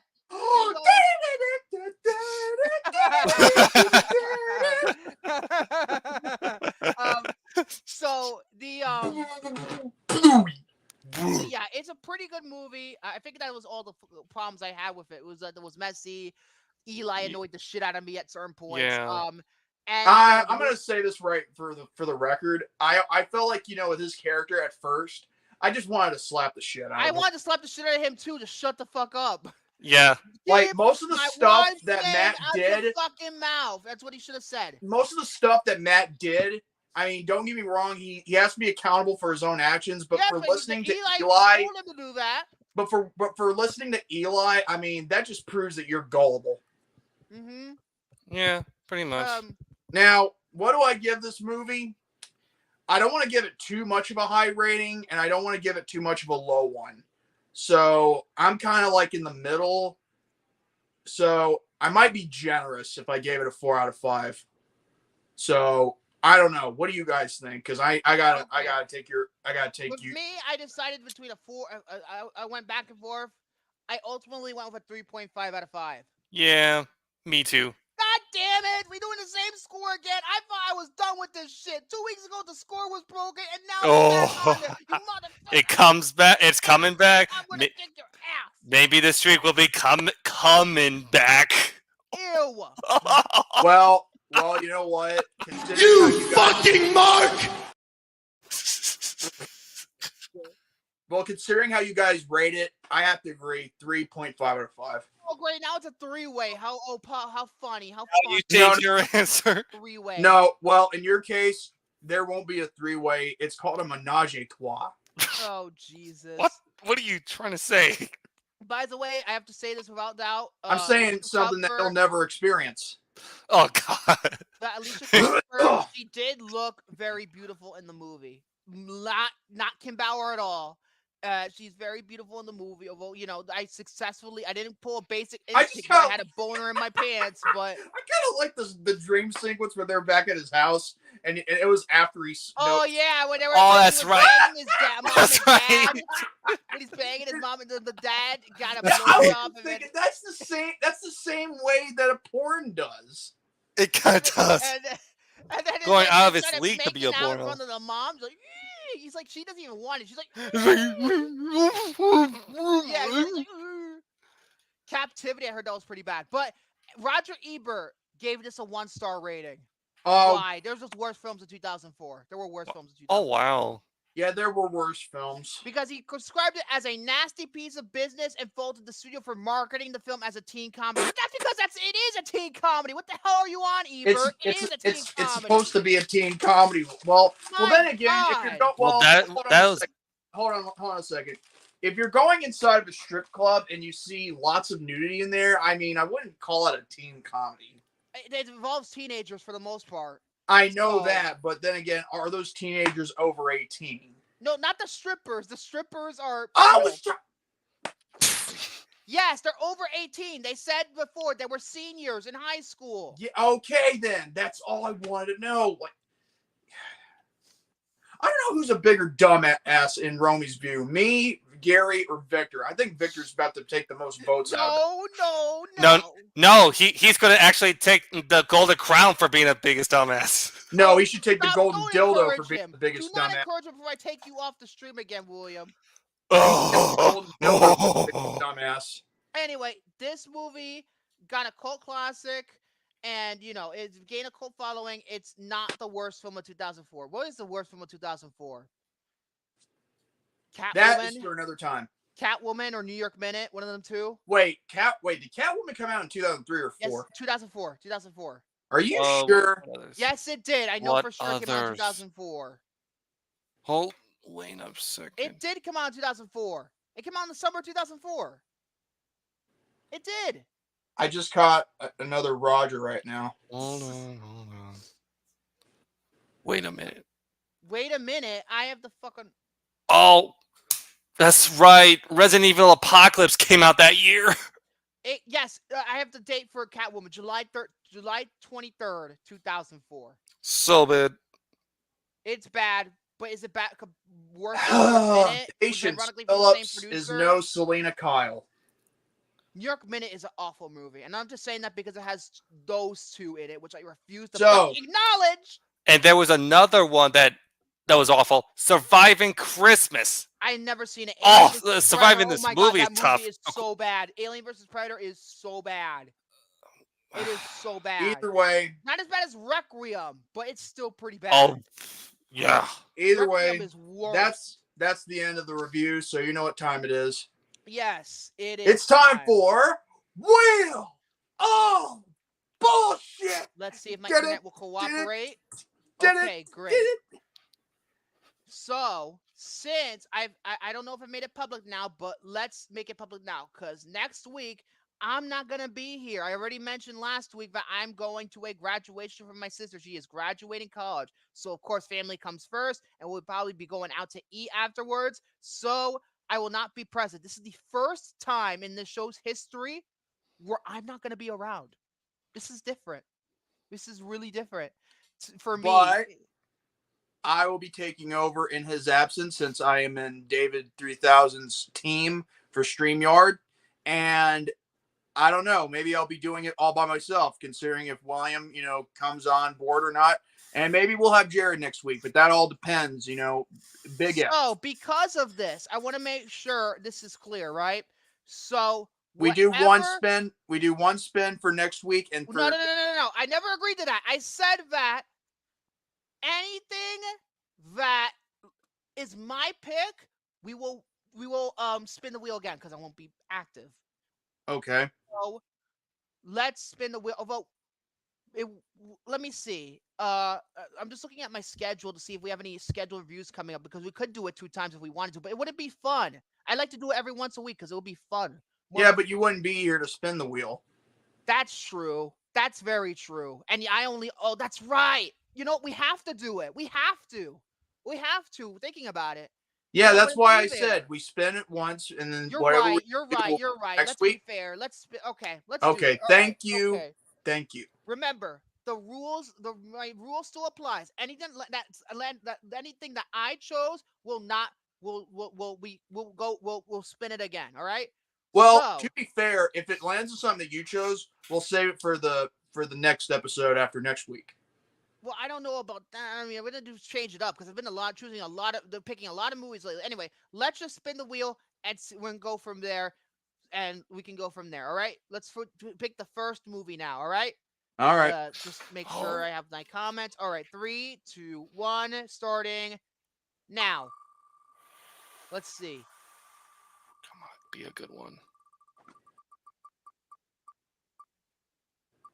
Well, I'll be damned. Batman Under the Red Hood. Thank God, I don't have to review a direct-to-video movie.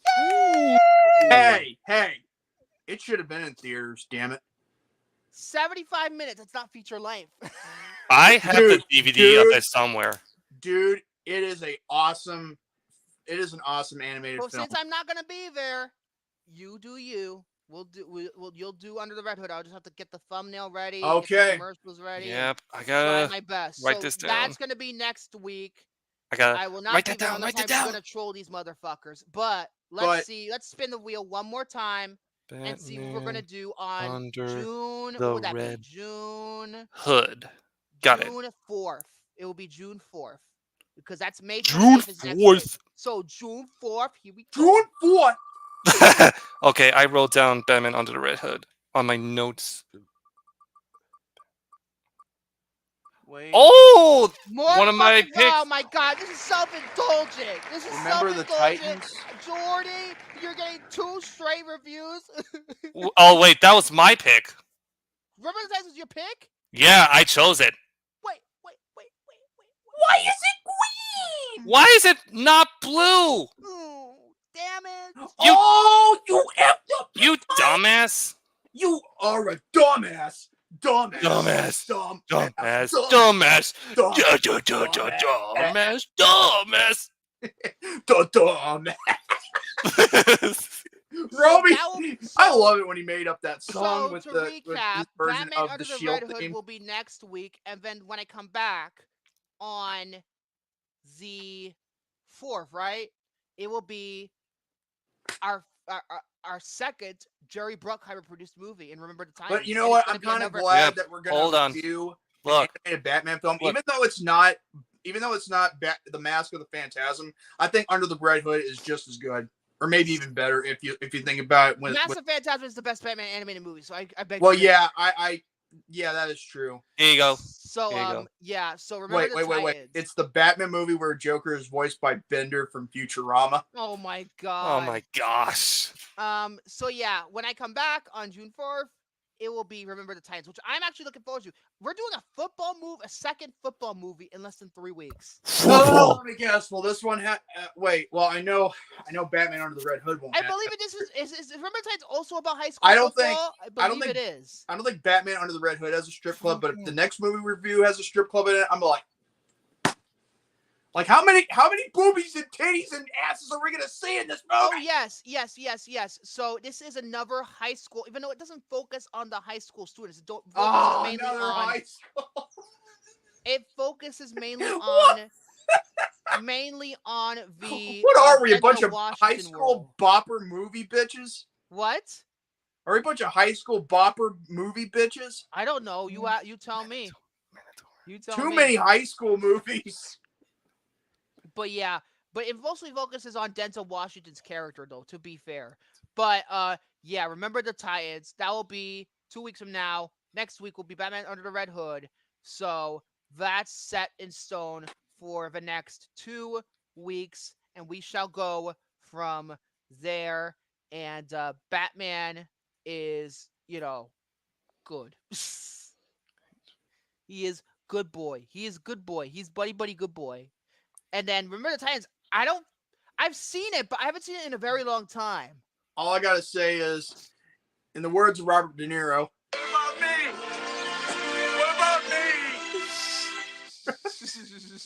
what about me? What about me? Oh my God. Or so yeah, I hope that everyone, or rather enjoyed the episode. Enjoy the upcoming episodes. And the last thing I want to say is this: Jordy, you better be on your fucking best behavior, because I'm giving you a big responsibility. If you do not do responsibility, I will not hesitate to go into the bathroom of the restaurant, come on here, and give you an ass whooping. And here's another thing that Robert De Niro once said. I know a thing or two about a thing or two. I know a thing or two about a thing or two. So yeah, so that will be the next couple of weeks. Will be really interesting to say the least. So yeah, Batman Under the Red Hood. When I'm stuffing my fucking face in with some steak or whatever, and then remember the tie-ins, and then we can go from there. And and then we also have some scheduled reviews coming in late June with South Park, Bigger, Longer, and Uncut. Yep. So yeah, there you go. That's it. I guess wrap it up now. Jordy. Well, folks, hope you enjoyed the 76th edition of the Popcorn Panel Podcast, The Girl Next Door 2004. And if you like this, give it a thumbs up. If you missed your chance in the live chat, comment down below. Give us your thoughts and opinions. Also, be sure to subscribe if you're new to this channel. Hit the notification bell so that way you'll be notified whenever this channel does an upload, a premiere, or a live stream like this one at all time. Same goes for the Count Victor DeValle, the Conqueror William Braun, and yours truly, the Youngblood Outsider, Jordy Scout, a.k.a. J-Man's a Jet. With that being said, God bless you all. Have a great night and stay healthy for Barry tomorrow. Now, for next week,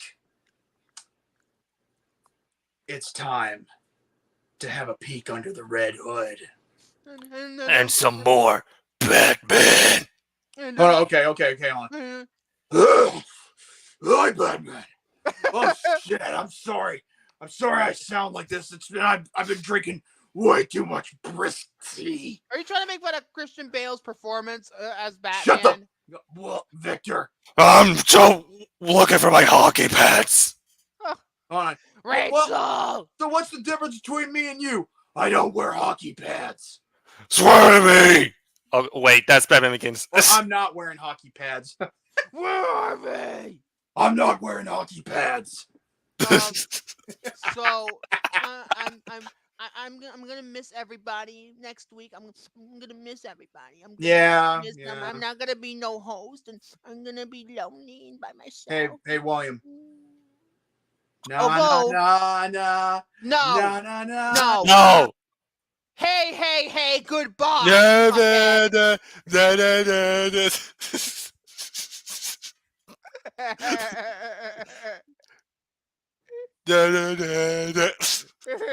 Hold on. You know, I just remember. I remember when Vince did that whole nah thing at his daughter. You know, after the alliance angle had ended, he's like nah. Jeff. I gotta send you a clip of that. Survivor Series 2014 when this happened. No, 2001. Oh, are you the Alliance? I'm sorry, I'm thinking of the Authority. Excuse me. When that happened again. What is Hunter laughing at? So, because of you and your freaking shenanigans. Oh yeah. Nah.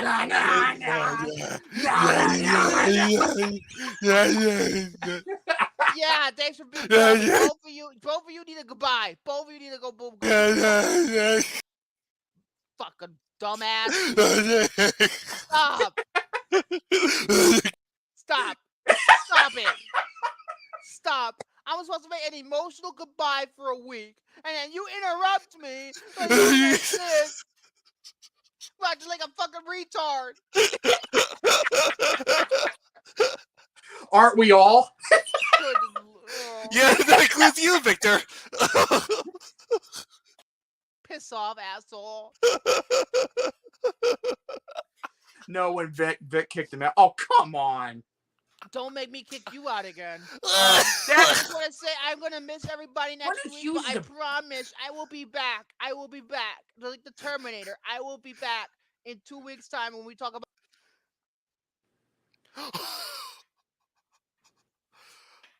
You godforsaken son of a bitch. Did you do that, Jordy? Hey, payback's a bitch. Yeah, I'm laying it. Thomas a bitch, motherfucker. I'm gonna make you watch Lost again if you haven't even done so already, even though... 4, 8, 15, 16, 23, 22. Doomed and dead. You Yep. never go full retard. Exactly. You never go full retard. It's like a drop of thunder. Fucking son of a bitch. All right, go ahead and finish your goodbye. Fine, go ahead. And then I'm gonna be back in 2 weeks' time. I promise. I'm not leaving forever.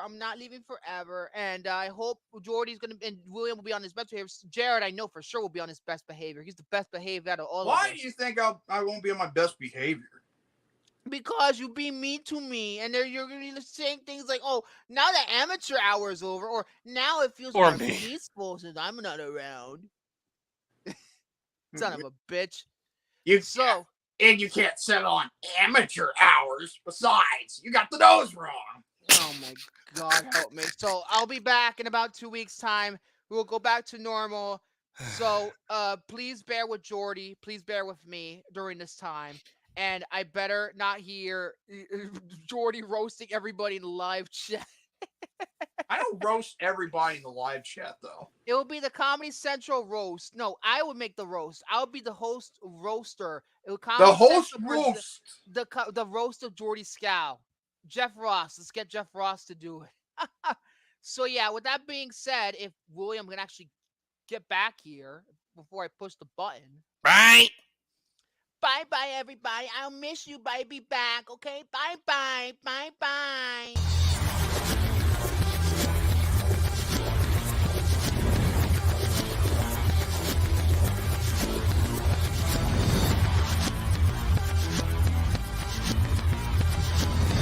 I'm Batman.